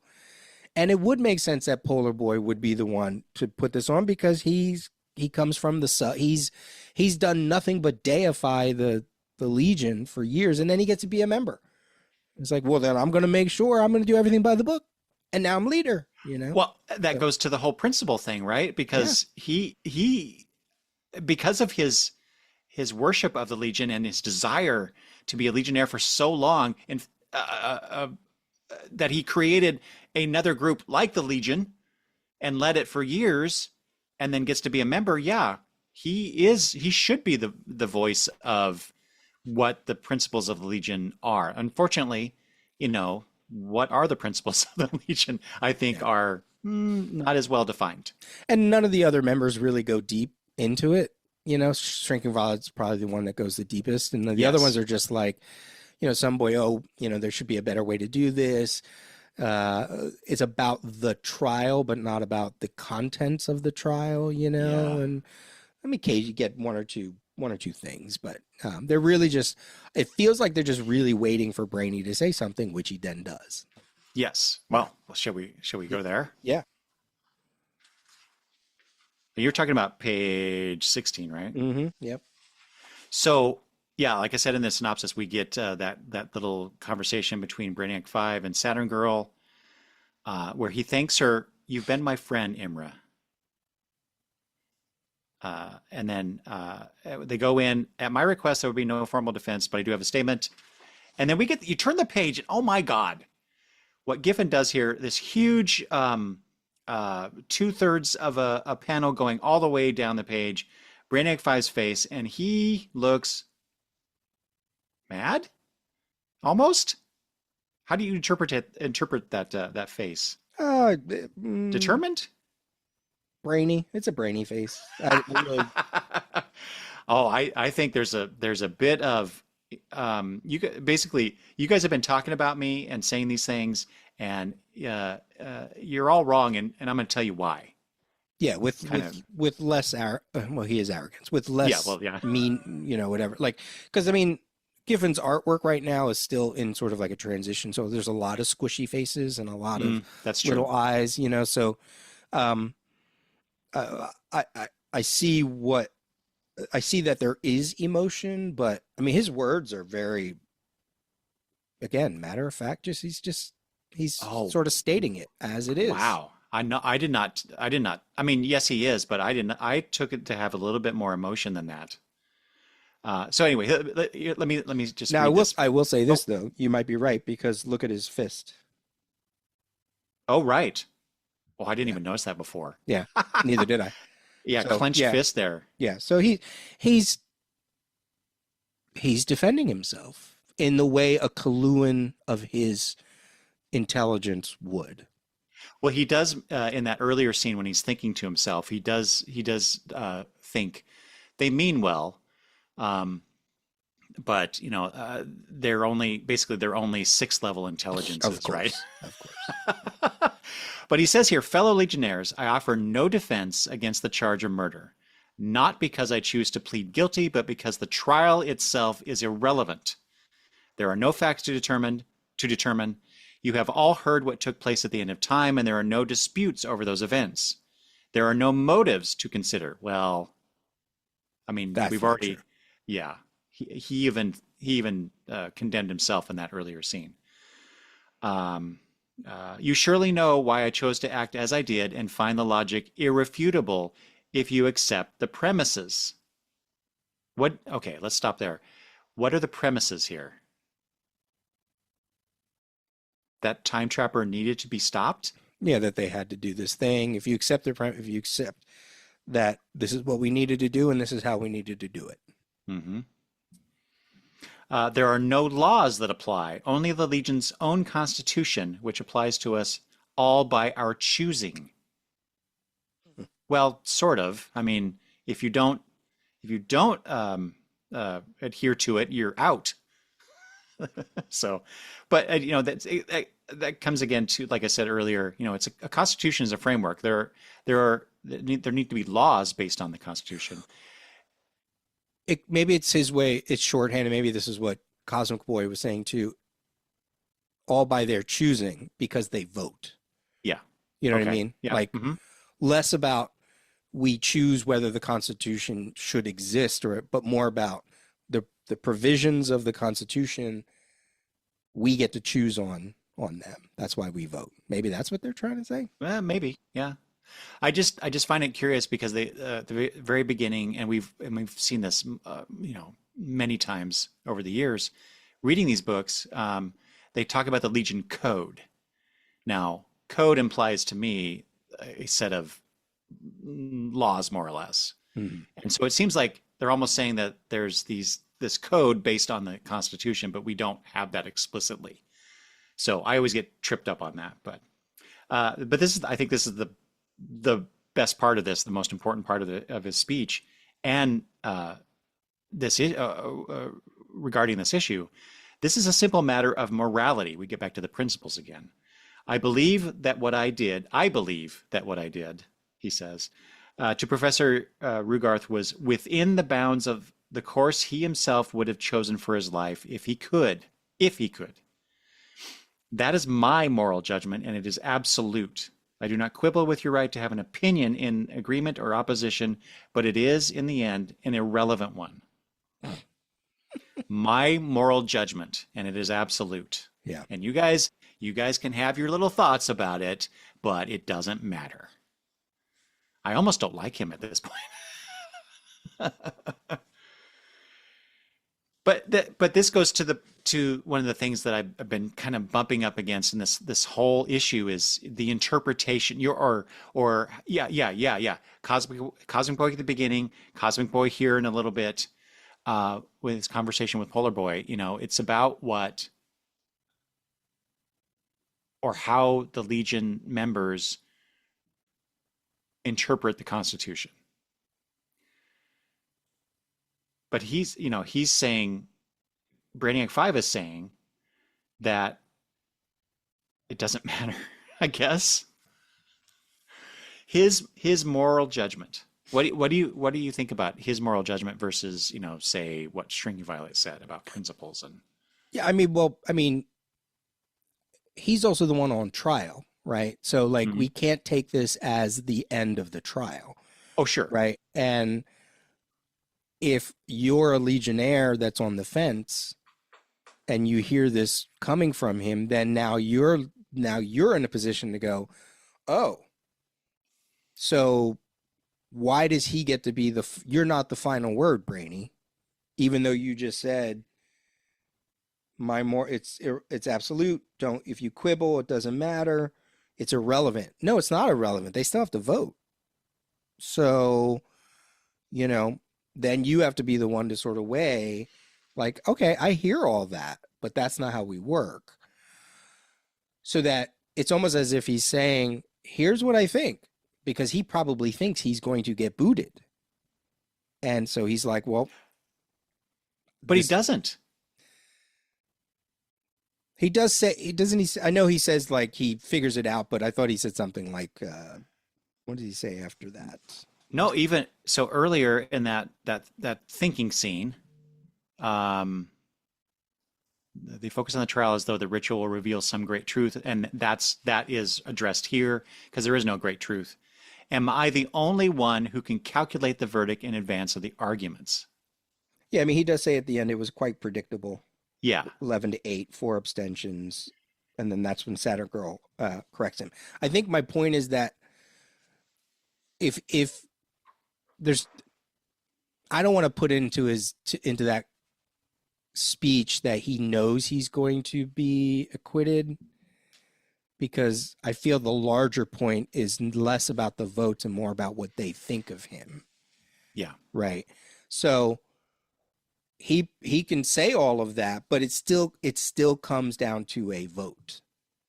So before we even know what the outcome, we know what the outcome is because we read it. But before, like, the Legionnaires could have been sitting there and going, well, that's a hell of a thing. Who knows who he swayed and how he swayed them from Well, innocent to guilty, guilty to innocent. yeah. But if this is his last opportunity to have any kind of say to the group, boy, this does not. And I mean, we even Oh get yeah, that. they don't like it. Block is like Brainiac, and then Yeah. Saturn Girl at the bottom. Ooh, I could kill him. Uh, But then we do get Ron Vidar coming in and kind of suggesting the same thing, right? Like, yeah.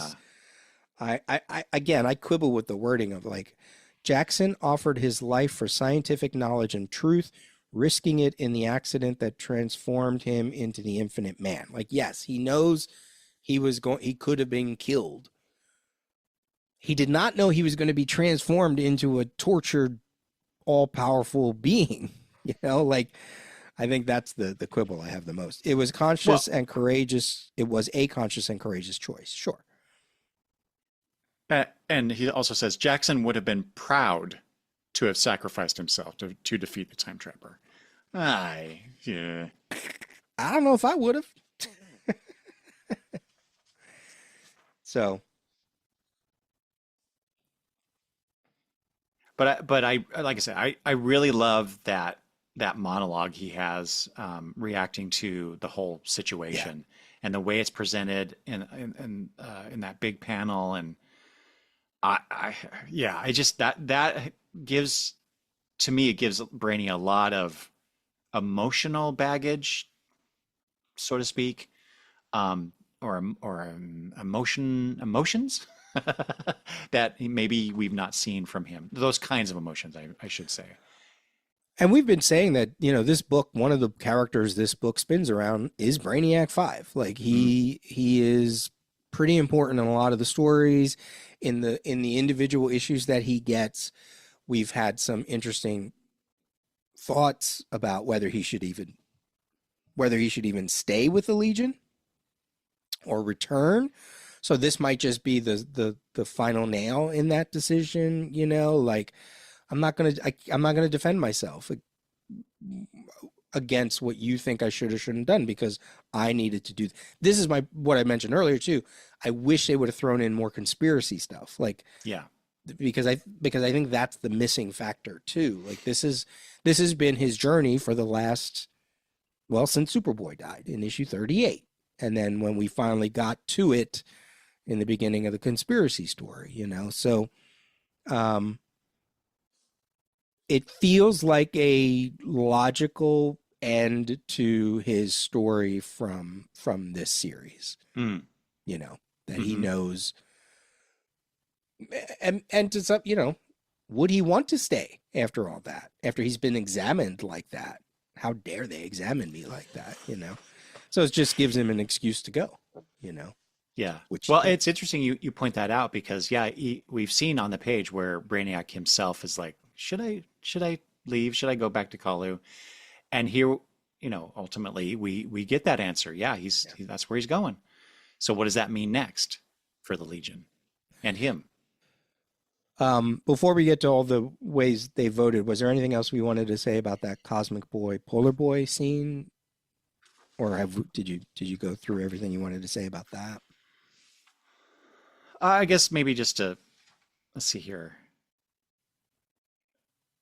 Let's talk about that because what I really liked about this was you got the old guard and you got the new guard. Literally, we got the founding member and one of the newest members who is currently the leader, right? And so, so he's like, we find out that his younger brother voted guilty, and he's Cosmic Boy's in the mission monitor board. My little brother's made smarter moves than that vote. He's too literal minded, or maybe too naive, or maybe just too damn young. And then in walks young Polar Boy. I thought that was just a great transition, and you get to see the two of them facing off against each other, so to speak, in that scene. I thought that was a great visual for what they're trying to go for thematically. So Polar Boy says, Magnetic Kid's just being true to the principles, here's that word again, on which you founded the Legion. We take an oath against killing, right? The idea, Cosmic Boy says, was to protect innocent life. Was it? Because that's not what the Constitution says.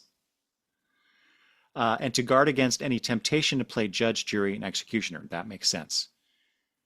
And Kaz says, Rugarth was a man trying to be a hero, bringing that, what you mentioned earlier up, for what he believed, the scientific principle.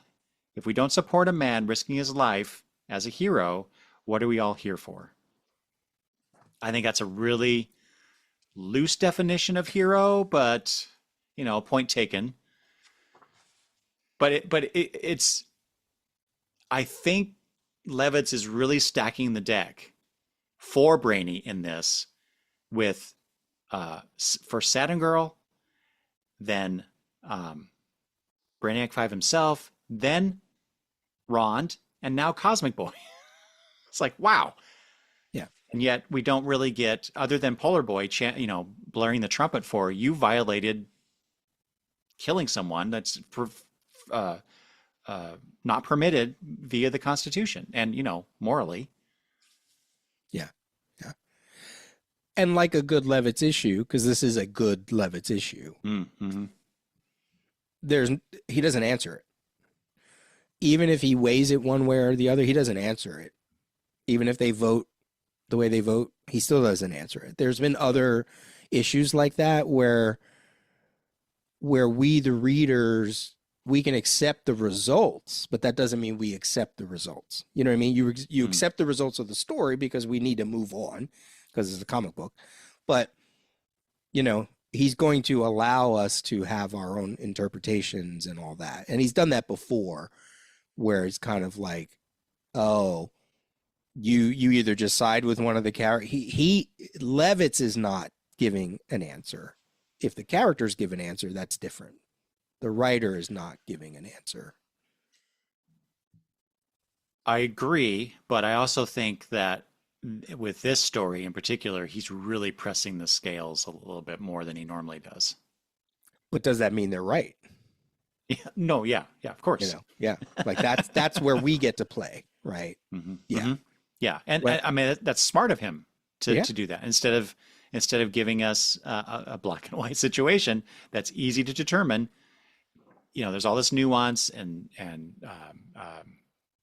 argument one way or the other. That is why I love this issue so much. There's so much interesting things to think about, and then you get into the characters themselves and what they're saying, why they've or not why, because we don't know necessarily why, but why they or what their vote was, and how that reflects on the team, and themselves. So and there's I know there are beats coming up in the remaining issues of like, it does feel like, we're taking a closer examination of really what it means to be the Legion, right? Like if there's a lot of people who think Magic Wars is a low point, right? Like it brings them down to a low point. So, and Giffen and company are just going to take them down even more to bring them back up again, right? So there are passages in 5 years later of like, maybe the Legion got too complacent, maybe we got too big, maybe we were just too with our head in the clouds, and this is kind of one of those moments, I think, where the examination of the Legion makes for an interesting story, because we're post Watchmen and Dark Knight for those people who always seem to accuse them of, deconstructing comics, like maybe that's what it is. We're deconstructing the Legion because that's what you do in 1988, Yeah. So, it just makes for good storytelling. It just makes for a good issue. According to the latest report from falsifiedstats.com, there are currently 12 million active comic book podcasts clogging up the internet superhighway, and 2.3 million new comic book podcasts are being created every single day. That's a lot to choose from, and yeah, it can get a bit overwhelming, especially since most of them all sound the same. It's usually 1 to 5 guys, and they're sitting around, and they're just talking about their top picks from all the new issues that hit the shelves that week. If you're looking for something a little different, then let me tell you about Mike's Comic Shop Roadshow. Mike travels the globe and visits comic shops along the way, talking to the owners, the managers, or really just whomever happens to be minding the store that day. And it's through these conversations that you'll meet some wonderful people and learn how comic shops are run in places like Murfreesboro, Illinois, Pearl City, Hawaii, and Liverpool, New South Wales, Australia. But even more, Mike takes a comic book recommendation from each shop, he reads the comic, and then he gets together with a special guest or guests to discuss the comic in question. So do yourself a favor and check out Mike's Comic Shop Roadshow, a truly unique comic book podcast among billions of the same old, same old. Find it now on Apple Podcasts, Spotify, or wherever you get your podcasts. I've been everywhere, man. I've been everywhere, man. Comic books in my hands, man. The smell of back your shoe pages, man. Comic shops, I've seen my share, man. I've been everywhere. I'm Mike, and I approve this message. All right, let's wrap up the conversation with the votes. There's 1 or 2 subplots going on. We can quickly talk about them at the end, just for like a minute or two, so we can move through the episode. So let's do that. Your thoughts on the voting? Well, let me just start by saying I liked how, and I think maybe they've done this before with the Legion leader election, but we get the votes coming in starting on page 18, and these little grid boxes. The first one is at the bottom of the page, but the rest of them are at the top of the page. And I just thought that was kind of neat to see that coming in as time goes on. A nice way to or at least to note that. One official note here is that anybody who could not vote, such as White Witch, who was not present, Colossal Boy, Chameleon Boy, Mon-El, because they couldn't actually cast a vote, Polar Boy marked them as abstain. which is a little weird because abstaining is the deliberate act of not voting in our definition. So it's not quite the same thing, but you know, you got to mark them somehow so that we can get a number in the end. So, okay. So did anybody, looking at the guilty and innocent votes, Peter, did any of them surprise you? Actually, yeah, I guess because I was looking through my notes of, crossing out what I've wanted to bring up or whatever, and I wrote that Censor Girl says he's innocent. Uh-huh. Which, considering where Censor Girl's thoughts were prior to this, but you also have to keep in mind, if anybody's going to be okay with someone killing somebody in defense of whatever, or not even in defense, in knowing that there's a higher judgment that they should be judged on, because, she was like, look, you can do what you want with Legion, but I'm royalty and this is how we handle things. Right. So she even took herself out of the Legion equation in that regard. So maybe it doesn't surprise me that she voted innocent. Mm-hmm. Mm-hmm. Yeah, I guess maybe we should list them for listeners. Those who voted guilty were Polar Boy, of course, Invisible Kid, Wildfire, Phantom Girl. That surprised me. I'll get to that in a minute. Shrinking Violet. That didn't surprise me.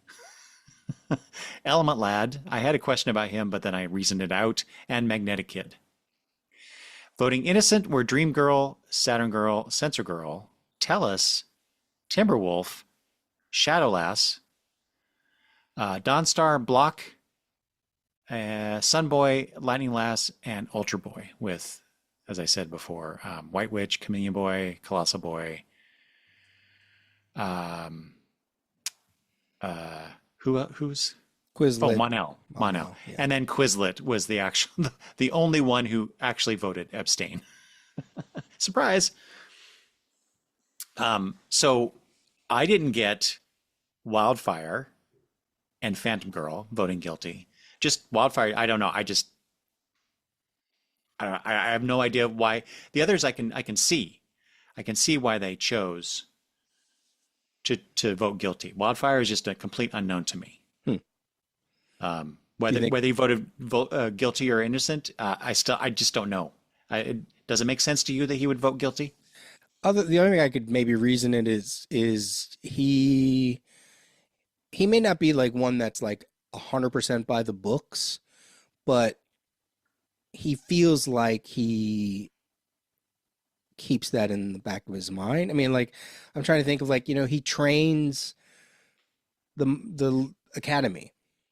So I would think that those kind of questions might come up, especially if he's training him for combat and things like that. You know what I mean? Like, yeah, he's not going to be the one to go, oh, but if you kill, that's all right, we'll get you off, like, so that would be the only, that's the only way I could suss it out. Okay. And then Phantom Girl could be reacting to, look what happened to Monel. And maybe none of that, my boyfriend's best friend. Maybe she's thinking that. She's also strangely aloof in this issue. But we've said that before about her. Like, she's got seniority. She's another one that probably is like, we wrote that when we were 16, 15, 14. Like, okay, So maybe she's like, he's guilty, but it doesn't mean anything. You know what I mean? Like, oh yeah, right. He shouldn't have done it. Okay, can we go? Can we move on now? Yeah. That makes sense. Yes, I completely agree with that. The reason I was questioning it, though, was when she's having that conversation with Invisible Kid and Shrinking Violet, she says, after Shrinking Violet brings up, you and Duo Damsel were the close ones, which, obviously we've not really seen that. And, and that, why isn't she more concerned about what Shadowlass is going through? They're the ones that seem to be attached at the hip. So that was weird. But she says, that's one reason I have a hard time forgiving Brainy. that seems pretty definitive that she forgives him for this. Or is it just specifically about Duo Damsel? So, but that led me to believe that she would have voted innocent. And it's interesting to note that, Ultra Boy voted innocent, but she voted guilty. So, they're not of one mind about everything. Oh, and did you notice too, she's wearing I Heart Ultra Boy on her shirt, and she has a pillow that with the same thing. Good Lord. She loves her man. Oh boy. We said this before, he's one of the most powerful members of the Legionnaires. She's doing everything she can to keep him. Yeah. You think she cares about that kind of stuff? Oh yeah. Okay. Innocent, everybody there made sense to me. More or less.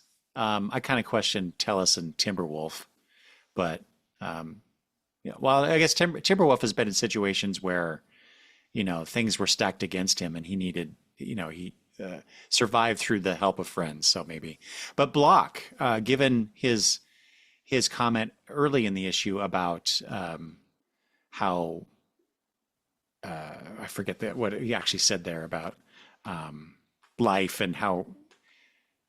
Oh yeah, here it is. Humans have such a complex sense of right and wrong, yet they still misunderstand life itself. So that led me to believe that he would vote guilty, possibly. Yeah, I didn't really have a lot of thoughts one way or the other on some of them. How do you think Lightning Lad would have voted? I mean, he's such of the three of them, Saturn Girl, Cosmic Boy, Lightning Lad, he's the wild card. He's the one that could do who knows what he would have done, he's at home playing Mr. Mom, so if it means that his kids get to live, great. Sure. Brainy's innocent. Oh, okay. Well, that's not what he was on trial for though, but I don't know. I mean, I think him and Saturn Girl would be lockstep though. I think so too. Yeah. So he probably would have said innocent. Yeah. I have another similar question if we talk about that scene at the end. Okay. Or not when we talk about that scene. Which one? Which? With Duo Damsel or Damsel. Oh, right. Were there any others that surprised you? No, that was it. Yeah. So then my question is this another example of Levitz stacking the deck against Polar Boy? Would another Legion leader have done this? Right? Was he so amazed that the readers picked Polar Boy that he's giving every reason he can to? First of all, I don't think he comes across poorly here. I think people could say he does, but isn't he doing what a leader should do? Isn't that? It just sucks that he's not young, right? He's not Magnetic Kid young, because we talked about that before. They had to tweak the rules. Well, there you go. They tweaked the rules for him, right? So shouldn't they tweak the rules for other people? But yeah. I think Element Lad would not have done this. He wouldn't have brought charges? Yeah, I think he wouldn't have, unless enough people might have said something, Well, especially Element Lad because of what he went through. Yeah. With Roxas killing his entire world. Yeah. Yeah, he would totally feel like that was justified. Although the way he's kind of, I don't know, I'm reading into his reactions. He's interested in the trial because he keeps telling everybody to shut up. So he can listen. So yeah. I don't know. Yeah. Yeah. It just was a thought, Mm-hmm. I don't know if Levitz is even that calculating, Well, believe me, I thought it too. I was like, oh, great. Now everybody's just going to hate him even more, even though, it's questionable that, no, not questionable. The way he interprets the Constitution is that Brainy killed this guy, so he should be on trial. I mean, that totally makes sense. Yeah.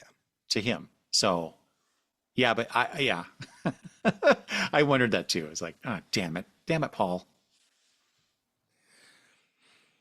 I'll just throw out my other notes just so we can wrap this part up, and some we'll talk more about than others. We talked about this already. I loved Violet referencing to Phantom Girl when we were kids, to keep cementing that this book is about adults. Yeah. You know, this volume, this particular volume. And that when you have a large group like that, even after all those years, some of them are still not going to be just buddy, friends, you know. Again, it's like a comment on the interactions of things we take for granted because we always see them fighting together. But, you know, that's because that's what writers needed in their story. Or if they needed a boyfriend and girlfriend to hook up, or girlfriend, whatever. So, and the comment about the espionage squad is needed. I'm assuming that's for the annual that's coming. Yeah, yeah. Do you remember the last time we've seen the espionage squad? Well, that was when, I mean, I thought that was an amazing callback between Dawnstar and Phantom Girl when they were first searching for. Was that espionage squad? Was that an espionage squad mission, or was that just a mission? It was just a mission because Phantom Girl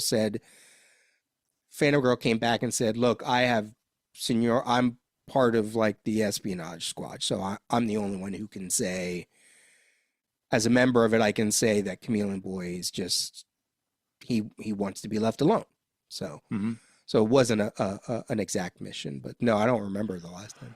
I was trying to remember the last time we actually saw the espionage. I have trouble saying that word, espionage squad, in action. And I think, where did I put it? I think it was in Legion of Superheroes 287, where Chameleon Boy takes those. I forget all the Legionnaires, but they go to. Is it Kundia? Is that the name of their home planet? Okay. And they end up stranded on that asteroid. Okay. I think that was it. So, but I figured you might, if anybody, you might know if there was another appearance. No, if it's not in when I started reading Legion onward, then my brain is fuzzy. Oh, that's right, because you came in the early 300s. Yeah. So yeah, but the fact that we get another espionage squad, I just like the idea of that, and I wish they would use that more often. And so now that we're getting to that point, and that Phantom Girl is leading it, not Chameleon Boy, because usually he's the one in charge of it. So I think that's pretty cool. Yeah, but it makes her a really good callback between Phantom Girl and Dawnstar. Like wow, how adult of them to say, you know, we kind of left that not as it should be, you know, especially with Violet saying, oh, we're not chummy, you know, like I thought that was great. And it was surprising. Well, yeah, yes, except Dawnstar still gets in a dig in that scene against Phantom Girl. It's like she cannot let it go completely. But I like how Phantom Girl was, you know, mea culpa, will you help me out? And she's like, could you imagine I would do otherwise? It's a good scene, but you know, like she doesn't actually say I'm sorry. She says I might have made a mistake. Well, Phantom yeah. Girl. So that I was giving her a little attitude there. Yeah, you're right. Yeah. That's my girl. You know, when Brainy is talking about Mon-El and is talking about him, you know, whether he'll recover, and he says, and I no longer believe he will. And like right there to Shadowlass's face, it's like, geez, Brainy. I mean, I know he's got other things on his mind, but my God. Yeah, that was particularly harsh. Yeah. No bedside manner this guy has. No. And well, on that point, when we get that page with her in the Legion cruiser talking to Mon-El, but that bottom shot of her crying, you know, by all the spirits of my ancestors, I'd give my life to have you whole again, my love. I think that's just a wonderful little drawing of her in her grief, her fear. Yeah, it's amazing to see how much of this is starting to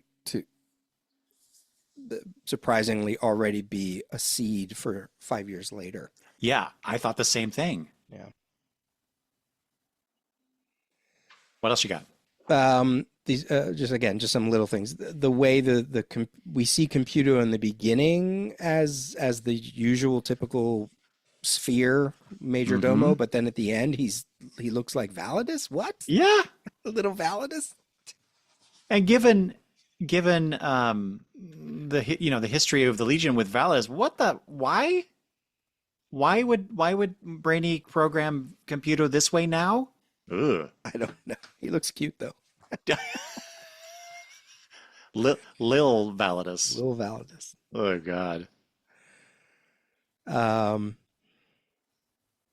New costume for Lightning Last. That just little subplot about the Kund and he wants to get to his beloved on Lab. I don't know what any of that is. I don't either, but it's like, wow, this guy's going to a lot of trouble just to get into prison and yet also show off for his fellows, right? His fellow Kundians. And it's setting up a weird situation between Magnetic Kid and Lightning Lass. What is, I mean, is she flirting with him? Yeah. It does play out later. This is like one of the beats I do know. Oh, okay. Yeah, this is not just thrown in for this issue. We'll come back to that. Well, I thought I wasn't sure if it was actually going to be something or if it was just like this throwaway thing for whatever reason. Well, wait, do you like her new outfit? It's really close. Yeah, I don't. Shoulder pads, I don't think is ever a good look for a superhero. As much as I like Black Canary's costume during this time with the crazy wings and all that, it makes no sense for Lightning Lass. I don't. Yeah. It's Giffen's. He's putting his stamp and trying something, and that one I don't think works. Well, and on the next page, if you will, we get this great shot of all these characters in their civvies. Yeah. And it's just, it's great to see them not in their costumes. But that he does well. Yes. But you were talking about color, earlier in this issue, and we see Wildfire there in civvies. But his I guess his exposed skin, for lack of a better term, is that really bright red, and so is Dawnstar's leggings and arm or shirt stuff. I'm like, that's an interesting choice. Or is it, maybe is the red supposed to like signify that they're a couple? I don't know. I just wouldn't have put so much. If it were me, I wouldn't have put so much red in that one area. Right. But I mean, that's just, again, we always like these rec room scenes. Yeah. There was a writer somewhere that said, why are they doing this? They never do that. I'm like, yes, they do. Lytle did it in like issue number, whatever that was, 8 or 9. And I like when they're in their civvies with just hints of what their costumes are, or just putting like Cosmic Boy in blue, like, yeah. Cool. Yeah. That one works for me. That new costume works for me. What do you think of Phantom Girl's costume? Well, this is the one we'll live with, but the coloring's not right. So I don't know if they purposely made the choice where she looks like she's wearing almost like a workout tunic, kind of thing, but she's all in leggings and her little booties. But the coloring is going to change. In fact, we see the correct coloring on the Who's Who Legion issue. Oh, okay. Yeah. It should be all white, not red. Yeah. So again, I don't know if that's wrong. Did they try it and people said, mm-mm? Well, I was just going to say there was a letter writer that said something about the costume color. No, she should be in white. And I'm like, yeah. I agree. Don't change that. I don't get why Ultra Boy has a vest. Why he's wearing a vest. That makes no sense for that guy. I mean, he had it last issue. I kind of wondered if we did. Yeah. Is it a rim bore thing? You know what I mean? Yeah. Because some of what Giffen is trying to do and what we see later feels like he's trying to individualize them a little bit more. Yeah, I agree. But he has such a distinct costume. I don't think we need to individualize him. I mean, you put a lot of characters in similar colors and, they just become indistinguishable. So I worry about that. The last thing I have is the scene between Brainy and Yes. Luarnu. Yeah, that's it. Can I start out by just saying I hate Bouncy Boy in this scene? I've never disliked that character, but I do here. His wife is recovering from losing half of herself, and he's out here taking notes and making jokes about Brainy's new communication experiment. He says, either I've got a new student with a power he's not telling me about, or that last batch of Kono juice went sour real fast. But that dude. That's why she loves him. They always go after the funny ones. Okay. What do you have to say about that scene between Brainy and her? I nothing really. I mean, I think him giving her the force belt is probably the biggest touching moment. It almost is a acknowledgement that he messed up. Mm-hmm. And he feels he has to do something for it. And she only has one more body, right? So, and he is responsible for both of her bodies being killed between Computo the first time, way back, and now this. So it's like, yeah, he owes her something, and he may feel that, and this is her way, and she may not think that, but clearly it's affecting her. Well, he even thinks to himself in that earlier scene, it takes no weight off my conscience. And I took that as a reference to Duo Damsel, how he's feeling about that situation. Yeah. In regards to Luornu, the fact that she says, she's lost half of herself. She's been in bed for the last few days. The way that haggard look that she had, that they drew on her, which I think, unlike the Shadowlast one, I think they could have done a better job with this one. But it does evoke that sense of she's barely holding on. So I like that. And just that conversation, between the two, Brainiac 5 says, I regret we allowed you to join us. First of all, dude, she chose this. How dare you imply even that she didn't have any agency in this? That really bugged me. And that you paid the price you did. Yeah, you should. But then, what if I was the only one to lose her life? At least I had one to spare, sort of. That's what comes of being the weakest Legionnaire. And the fact that she even thinks that about herself is just, given what she has endured here, is just so heartbreaking. That she, and it is an example of, perseverance, that she's still alive. I know that's something that comes in later with this character, that she is special in that way. But what she's endured, and she's still here, and she even sees some humor during their conversation, but she still thinks of herself as the weakest Legionnaire. My heart really goes out to this character. But at least Brainy makes up for some of this by saying, never think that, Luarnu, and remember you are one of the bravest. And then he gives her the force field belt. And I thought that was a nice little touch. Nice little scene between the two of them before he departs.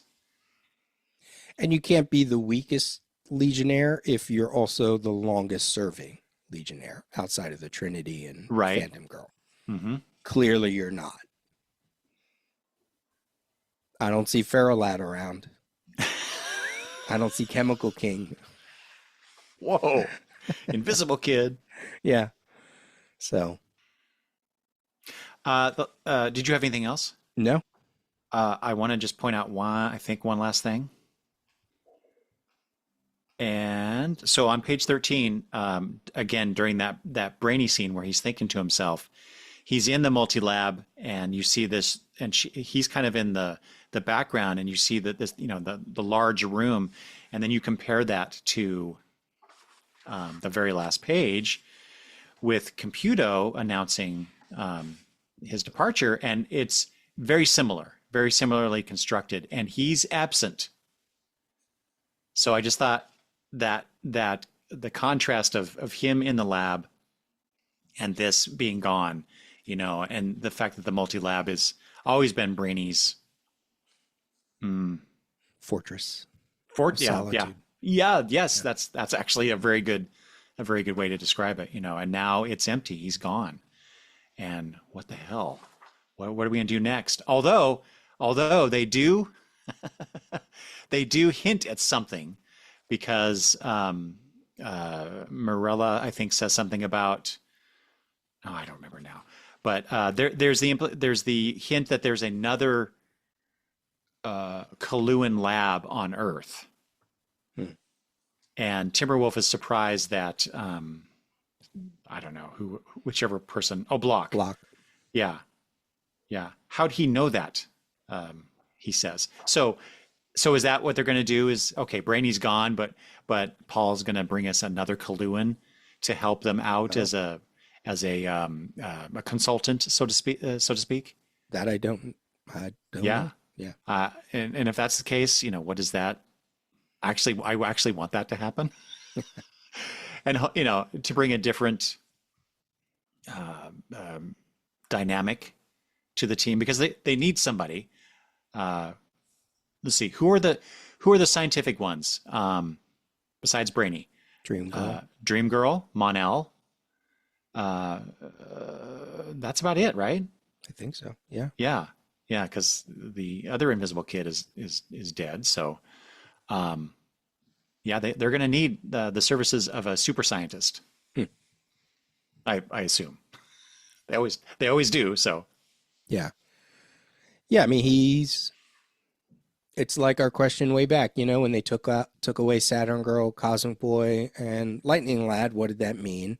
Well, what does it mean for this next year not to have Brainy as a team member?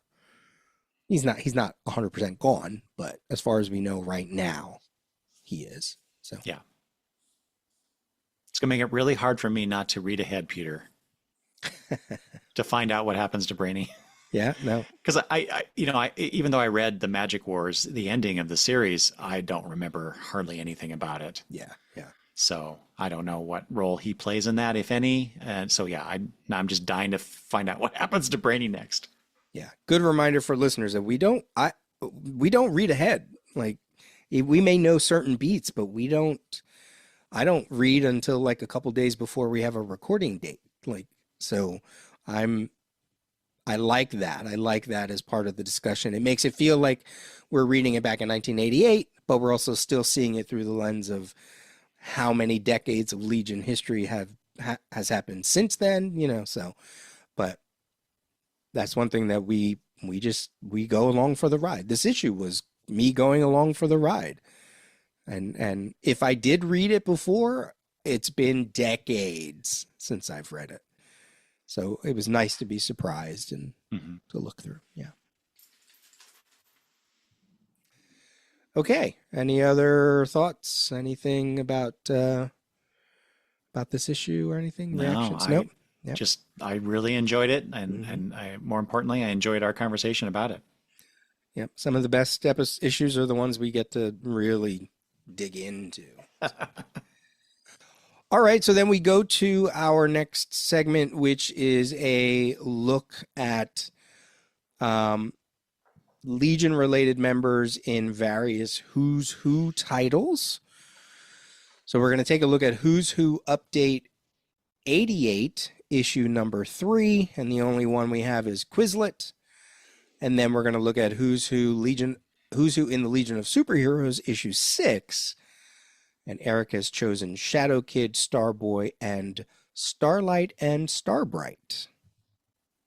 So, That I just want to say that took me a while to figure out, because I like to try to come up with some sort of connection or theme with the ones I choose, and this issue was particularly difficult. And then I kind of come up with something. There is a connection between them, okay. yeah. But we'll get to that. okay. But it was hard. Well, let's start with Quislet from Who's Who Update 88, issue number 3. Quislet, the entry is drawn by Greg LaRocque and Rich Rankin. Greg LaRocque also drew the original Quislet entry in the first volume of Who's Who. Right there you can see it says revised. And Quislet is also on the front cover by Ty Templeton. Did you learn anything about Quislet? No. Yeah. It's revised because we now know a little bit more about his history, his background. Right. That was it, really, right? Yeah. So it was, nothing new. You mentioned the cover, though. I don't know if how much you looked at this cover. I love this freaking cover because we do see Quislet zipping around there, but more importantly, we get to see people interacting with him or trying to grab him or shooing him off. Or I just thought that was brilliantly done by Ty Templeton. And then, not Legion related, but I thought it was really cool. You see the Secret Six members hiding behind the limbs of the trees, because they're being secret. Right. That guy put some thought into this cover. I really like that. Yeah. And my earlier comment about ranking the Legion artists may have been influenced by this really boring as hell Quislet. We just get this a side view of his ship with some characters in the background and of evoking a scene from his home universe or whatever, right? But it's just so basic, Flat. yeah. Ugh. Yeah. Greg LaRocque did the original one, and it's much more interesting in the first volume. Mm-hmm. Really good angle, composition. I can't say much about Quislet's title logo. That's not Greg LaRocque. I don't know who, I don't know if that's Todd Klein or whoever. It is similar to Costanza the previous one, though. Yeah, it's the same one, but it's kind of like, it might have been a more interesting. Like, why don't you incorporate his little symbol into it, somewhere? Mm-hmm. Well, I agree with you, but I also think it's maybe kind of and that maybe it's just how I think of it, because when I forget the issue where we get to see a demonstration of his powers. Oh. And the way that particular scene was drawn, this evokes that for me. Sure. For some reason. Sure. So but yeah, I mean, it's just so boring. Oh wait, there was some. I don't know if I learned anything or if it's just their information is different, or maybe they're just updating it, right? So in this entry, they say that Teal is the home of the subatomic race in another dimension. Now, Wildfire in that issue where he goes into the black hole and is in Quislet's universe, he called it an energy universe. Mm-hmm. So that's just Wildfire's way of describing it, and this is the official thing. So subatomic race in another dimension. So whatever significance that has. Yeah. I didn't get it that it was a subatomic race, though. Nothing in that story to me suggested that, but whatever. Yeah. Yeah. It's been too long. I don't remember that issue. Yeah. Anything else on this? Nope. All right. Let's go to Who's Who in the Legion of Superheroes, issue number 6. Got quite a lot to say about this issue. The cover, the first story, and then the three entries that you chose. So let's start with the entries first.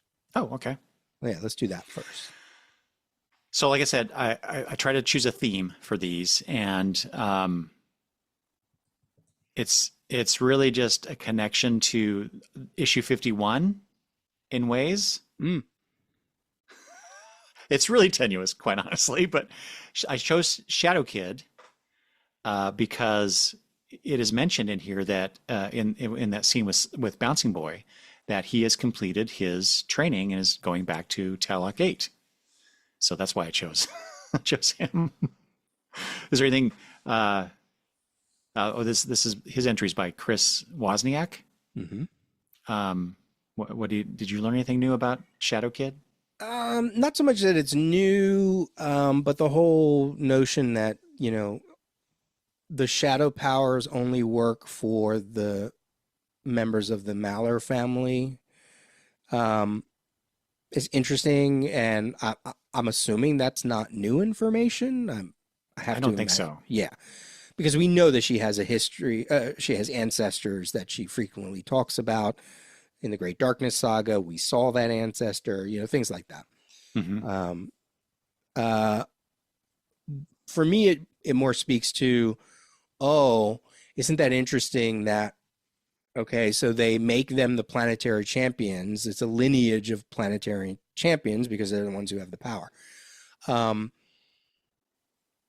So so it's almost like royalty, and there's just potential for a lot of stories of like, and we did see that, like we saw that with the different tribes that live, the mountain tribes versus the city tribes, and slightly different color skin, and that whole lady memory storyline, from the Tales run. So, but I could also see people like, maybe there are people who don't want her to be the Maller clan to be the planetary. Maybe they think it's like, oh, maybe they're hoarding the power for all we know, And what does that mean in terms of like, okay, if it's just the Maller gene, I'm just speaking this now, that gene doesn't stay pure unless you make it pure. Right? Yes. You know what I mean? Like, now we're talking like royals and blue bloods and, cousins and, like, then it gets really weird, and then does it get distorted in a way? And well, and not to mention the politics back home. Oh, yeah. If she wants to, have children with Mon-El, what is that? What does that all mean for the Talokians? Yeah. I mean, it still has the Maller gene, but that gene's going to get lower and lower and less and less and less, So, yeah, there's a lot of potential there. But then again, Shadow Kid is the current protector, so yeah, he could continue the line, right. The pure line, as you said. Yeah. Anything else on him? I've always liked that character. I mean, he doesn't get much. He's fine, Yeah. It's kind of. He's like the next generation, right? He's like Magnetic Kid. Well, they even call each other brothers or something like that, right? Best buds, yeah. Best friends. Yeah. I think he's much more interesting than Magnetic Kid, though. I suppose I couldn't tell you anything about him other than that he's Shadowlass's cousin. Yeah. So I would actually like to see him more doing stuff. So the one thing about the way their powers are described, and I can't remember if that has changed since the last entries for like Shadowlass, but they're referred to as negative energy, not just shadows, which I think is how they referred to it as in the first Who's Who. Negative energy that absorbs infrared, ultraviolet, and some sound, which I think we have seen that in use, but I don't know that they've ever really done anything with it beyond this mention, but I would love to see that. Should we move on to Starboy? Yeah. Mm-hmm. All right. Starboy I chose because he was on trial once for murder. That's my connection to this issue. And they bring it up. Yeah. Yeah, yeah. His entries by Carrie Gamble and Kez Wilson. I had no thoughts based on what we saw before. He hasn't been in the book. Yeah. Yeah, he's Starboy. Like, okay. Okay, so I have some thoughts reading this. As I read the entry again, I'm like, So let's think about this. So he was born on that asteroid or whatever their observatory was on, right? And it's described as he can draw mass from stars and then makes things, heavy, which is not really the same thing as mass, but whatever. So Tom has to be a mutant, right? Or he was mutated by the radiation around that station or something. These are just thoughts that occur to me. Mm-hmm. When he draws mass from the stars, how does that affect the stars themselves? How far away does a star have to be for him to draw mass from it? If he's in an empty zone of space, he's basically powerless, right? Maybe, or maybe he has infinite reach. I have no idea. But thinking about these things makes him kind of more interesting to me. But I know that that's not going to be anything that they're going to explore. So yeah, do heavier mass stars affect his powers than lesser mass stars? Things like that. But yeah, that was all I had to. Yeah. And I had nothing on Starlight and Starbright. Yeah, I almost chose. I almost was like, I don't want to read it. What if it gives the annual away? But it hadn't come out yet. So yeah. I chose this just because, that's an ongoing storyline. Phantom Girl's going off to I'm sure encounter them. So, and they are, despite the fact that I hate with a fiery passion of 1,000 suns, Starfinger. These two characters I find interesting. Yeah, I like them. Yeah, and so they're drawn by Frank Travlin and Mike DiCarlo. I guess maybe I learned that which one does what. It's shown in the previous issues that, and I don't remember if it was actually called out though. What their abilities are, but here it's stated very, very clearly that Starbright, who is the blonde one, draws energy from others. I think that was definitely mentioned in a previous issue. Starlight, which is the dark-haired one, shoots destructive black light, whatever that means. But I was thinking, Peter, that I was going to look up their previous appearances to see if their powers were shown consistently throughout, but I couldn't bring myself to go read those Starfinger issues. So, and last thing, I have a nitpick about this. They say Starlight and Starbright, which of course is because of the nursery rhyme, Starlight, Starbright, first star, or not nursery rhyme, but that rhyme, right? Yeah. But they don't show Starlight on the left and Starbright on the right. It's reversed in the picture. And that kind of stuff just really irks me. Especially if you're not going to caption who they are in the picture. Okay. No, that's just confusing. Yeah. Why would you want to do that? Yeah. To your readers? And I say that because every time they show up, I can never remember which one is which. Right. But now Starbright, blonde. Now I can do it, but the things that go through my head when I'm looking at this stuff. Well, I have some things about the issue as a whole. If we want Yes. to just spend a few minutes here at the end. Oh yeah. First of all, this is Who's Who in the Legion of Superheroes issue 6. Which also came out in June of 1988 under a cover by, it says Valentino. We're assuming it's Jim Valentino. Mm-hmm. And inks by Mr. George Perez. Woo! Yeah, I mean, that's just lovely. Yeah.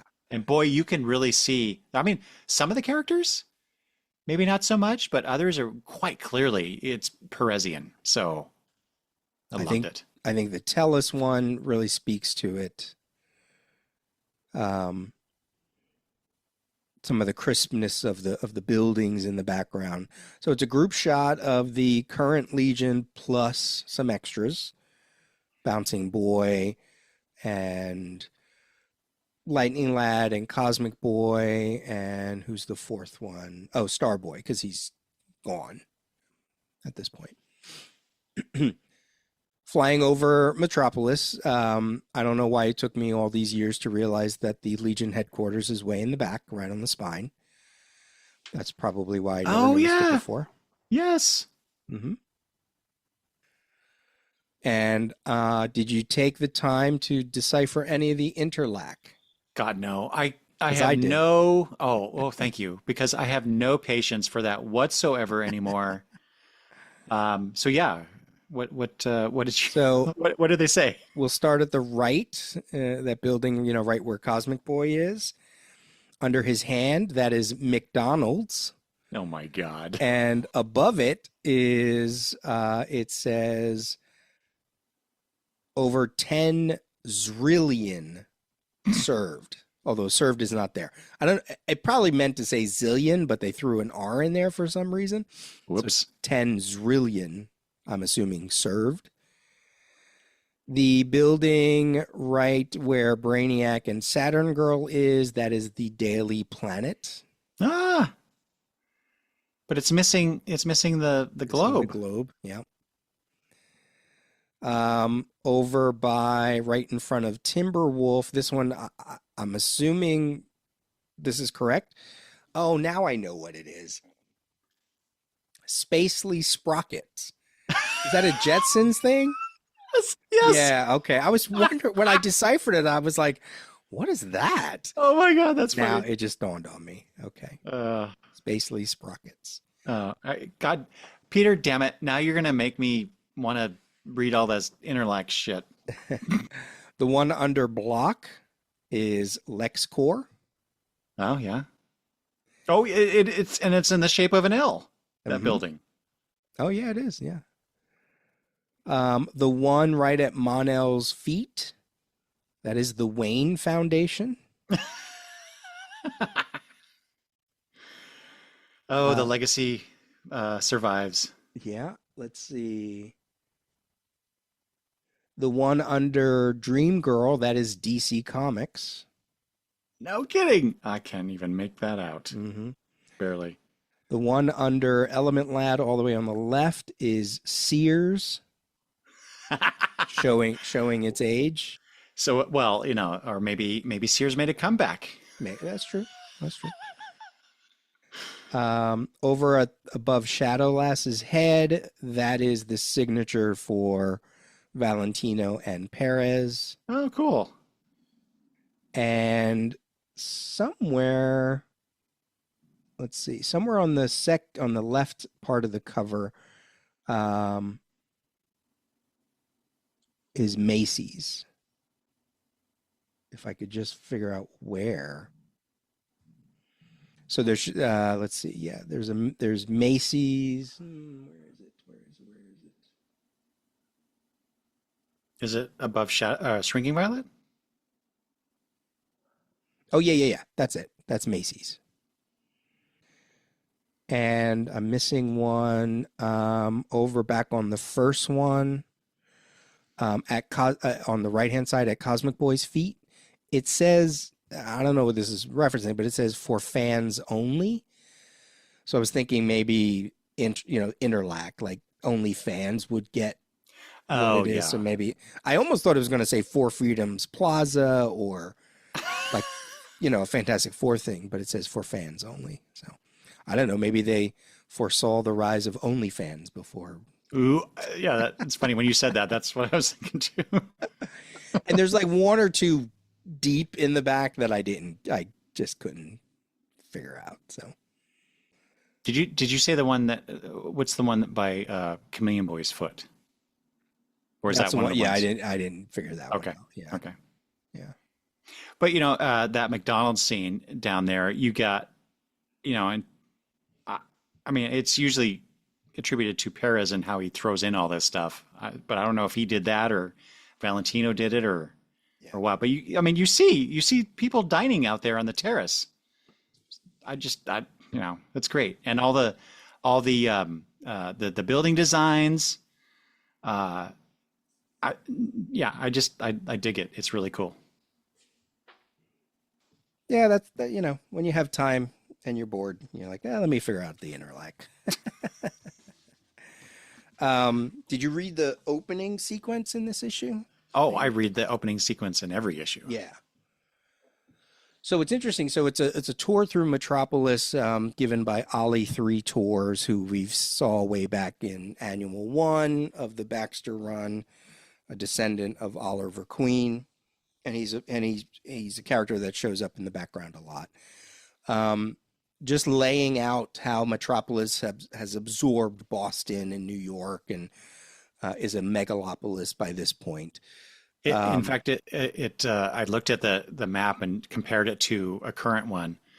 This city, Metropolis, takes over Massachusetts, Rhode Island, Connecticut, New Jersey, and some of New York and Pennsylvania. Yeah. So it's like, wow. Yeah.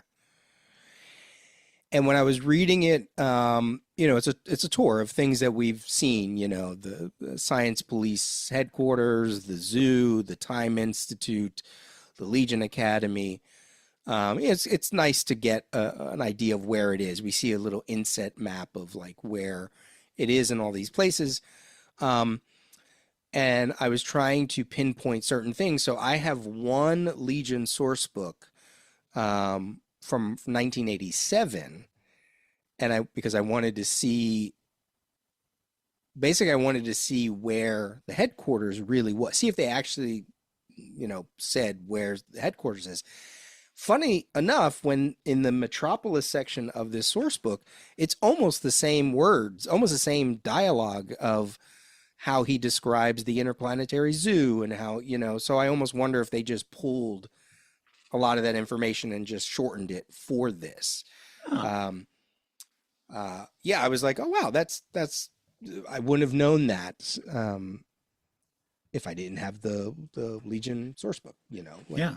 So, and for those wondering, it's the second volume. It's called The World Book. So the DC Heroes role-playing reference. Oh, okay. Yeah. I knew of this. I don't have it, but yeah, it's the only one I have other than the $29.95 source book. And then I also have the Atlas of the DC Universe. I have that as well, but it doesn't touch on what I was looking for. But any thoughts on what you read before I bring up a certain point? it was again just very interesting. I like this kind of stuff. Where are these places in the DC universe, and what we get to see what they look like, sort of, and what the information is not all that interesting to me, but seeing the stuff laid out, and this is what this is, and this is what that is. That's kind of neat. I did like how in the interplanetary zoo page that we actually get to see some of the creatures we've seen in the past in previous issues. We got the lightning beasts. I don't know what the I don't know which one, the flasher beast from Rorbus, and I'm sure some of the others that the others may have appeared as well. I just don't know for sure. I'm sure they have, though. I just thought that was cool. The other thing was in the Avenue of Heroes. It just made me think, what does the Legion think about this? That it seems really self-important. That that's the Legion, man. Like they have billboards. Remember, they have billboards outside their plaza. They have that. They when they dress up in regular clothes, they still want you to know that it's still, Cosmic Boy or Lightning Lad or Timberwolf, Oh, it's such a status to be a Legionnaire. That's the one thing I thought Bendis would have glommed on, and I think he might have on in some levels, like the influencer nature of the Legion, or just they're celebrities, they're like they're like the Michael Jacksons, and like they are ultra popular. So Yeah. There's some really funny. Remember, we said earlier, the book's not political, but any chance anybody can get about making a comment because you're in the future. On the very first page, our counterclockwise spiral begins in the center of the city, an island once known as Manhattan, purchased, legend has it, from native Amerinds during the 17th century in exchange for ancient jewelry valued at somewhere around 24 credits. It's like, that's amazing. I love that. I like that too. Yeah. In the next spread, the Manhattan spread, that building all the way to the left says Burger Building, Karen Burger Building. Oh, okay. Well, you must have been bored. I was going to be thorough. I had the time. I said, let me be thorough. I forgot to mention on the cover, Ultra Boy and Phantom Girl are sporting their new Keith Giffen look. Oh, yeah. Mm-hmm. Nobody else is. So it makes you wonder, how early designs were rolling in, and they were like, well, we can do these two, but that's it. Yeah. And my biggest takeaway is on that page 1, the location of the Legion of Superheroes headquarters is in Queens. Oh. It's number 2 on the map. Mm-hmm. Because I was like, oh, that is not where I would have thought the Legion headquarters was. I don't know where. Well, we knew it was in Metropolis. That's why, right? We always knew it was in Metropolis. So we're never going to figure out, the one-to-one world thing. But if Metropolis has absorbed this entire thing, if you look at the 5 boroughs, because that's what the inset is, Legion headquarters is in Queens, somewhere possibly even around where Spider-Man grew up, Forest Hills or Flushing, or yeah. Wait, that Actually, Legion came first. So the map that you mentioned earlier, mm-hmm. Doesn't that show where Metropolis is? Which map? You mentioned one of the maps earlier. The Atlas. Yeah, the Atlas. Yeah, sorry. That's in the 20th century. Yeah. Well, I know, but I was curious. Where does that? Do you know where that is shown? Because that's, as I recall, they kind of put Metropolis in Delaware. Yeah, right. Delaware. I mean, Metropolis was a mega city before the Legion, so obviously they had to put it somewhere, right? So I guess it doesn't have to be in the same spot where Metropolis was. Yeah, on the map in the Atlas, Metropolis is way down south Delaware, with Gotham City being above it in New Jersey. Mm-hmm. So does that mean Metropolis absorbed Gotham? If we're going by this map, it had to have, right? Yeah, but it's right. interesting because based on what I saw in this issue of Who's Who, Delaware is not part of this. So Metropolis moved? They moved Metropolis? You would think that you think it would have gone down lower. It would have expanded from where Metropolis was and then absorbed more stuff from there. Right. But that's not what they're showing us. Yeah. Unless I'm completely misreading that map that they gave us. Well, the Atlas is 1990 and the Who's Who is 1988. So Who's Who came first. So maybe they... So where was Metropolis in 1988? Yeah. But my whole thing is like, again, I just assumed Metropolis, right? So you don't think, where would the Legionnaires be? But it kind of makes sense. They're in Queens. Montauk Point is out on Long Island, right? The other end of, like, that's amazing. I love that. And then I actually looked, there was someone on somebody's website where they had a satellite image and it looked almost exactly like, of course it's going to look like the 5 boroughs, right? And they said, oh, well then that places the Legion headquarters sort of like on the edge of in between Brooklyn and Queens. But when you look at the satellite image and you look at, like, the East River goes into what's known as Newtown Creek, and Newtown Creek kind of separates Brooklyn and Queens. I used to live in Queens, by the way. For people who are like, why is he talking about Queens so much? I used to live in Astoria for a while. So that creek is like the upper barrier between Queens and Brooklyn. And the Legion headquarters it's in Queens. It is like more into Queens. So there is no border. It's in Queens. So I love that. I'm like, oh my God, the Legion headquarters is in Queens. That's wild. That's wild to me. So yeah. So that's what I learned by all this. That's the stuff you learn from the Legion Project. I was gonna say, man, we really went into the minutia this episode. I know. That's okay. Well, we did a couple Tales episodes, right? We haven't actually talked about the issues for a while, so all good. Hey, I don't have a problem with that, man. I love it when we can do this. I don't know how the listeners feel about it, but I love it when we can dig in. Somebody's listening. Mike Atchison is listening. Oh, that's true. And other people who've written in, they're all listening. But I think we're done, yes? I think we are, yes. Yeah. That is our wrap up of issue 51. We will be doing issue 52 and issue 53 before we get to the annual, because I think the next 2 issues focuses on that Kund subplot, whatever that is. So instead of interrupting the story, let's just read it all, get it done with, and then we'll jump to the annual for Tales, and then we'll figure out what we're doing after that.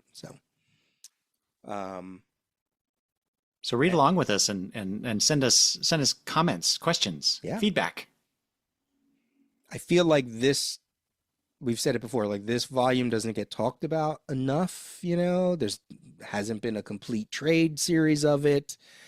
You would think the Legion's coming. You would think there would, like they did with the Titans, like get some Legion stuff out there, like in a compact, in an omnibus, in a DC Finest somewhere. Like, let's get some more Legion stuff. But why not do a Levitz Giffen omnibus?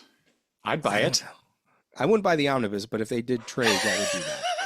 I just don't. I see your shelf back there. I don't like those big books. Man, just give it all to me, and I'm happy. Oh, speaking of, well, we might, since you brought that up, one last little thing about the letter column for issue 51 that was in issue 56 or something like that. Mm-hmm. It just goes to show sign of the times, right? Like just how, of course, times it will change in 40 years. So this is in response to a writer in their readers roundup section says, can you please do a chronological reprinting of the Legion canons in a trade paperback format like the Collected Watchmen?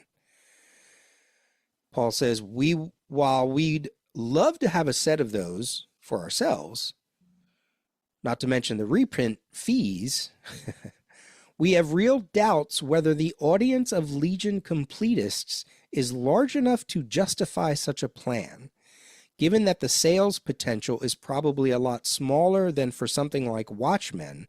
The price would probably have to be higher too. And how we have moved from that way of thinking in 1988. Oh yeah. When something like Watchmen and Dark Knight and Arkham Asylum, and then eventually when they start to do trades and they realize, oh, maybe we should be doing this, but still not enough for Legion. Not enough for Legion, for this volume of Legion, I should say. There's plenty of archives and Legion in the Silver Age and Bronze Age, and there's like big books, but there's not trades, just a few trades, but that's it. Yeah. And but even those are not complete. So Other than do the 5 years later omnibuses, do they contain the totality of that series? I think so. Yeah. Okay. So that's the only one that has a complete set of issues. Yeah. So All right. Now I'm done. Where can they reach us, Eric? Peter at the Daily Rios or dailyrios.com or longboxreview@gmail.com. all right. This has been fun. And we'll return hopefully sooner than later. Yes. Yeah. To talk some more Legion. Mm-hmm. Okay. And as always, Long live the Legion Project Podcast. See ya. Bye-bye.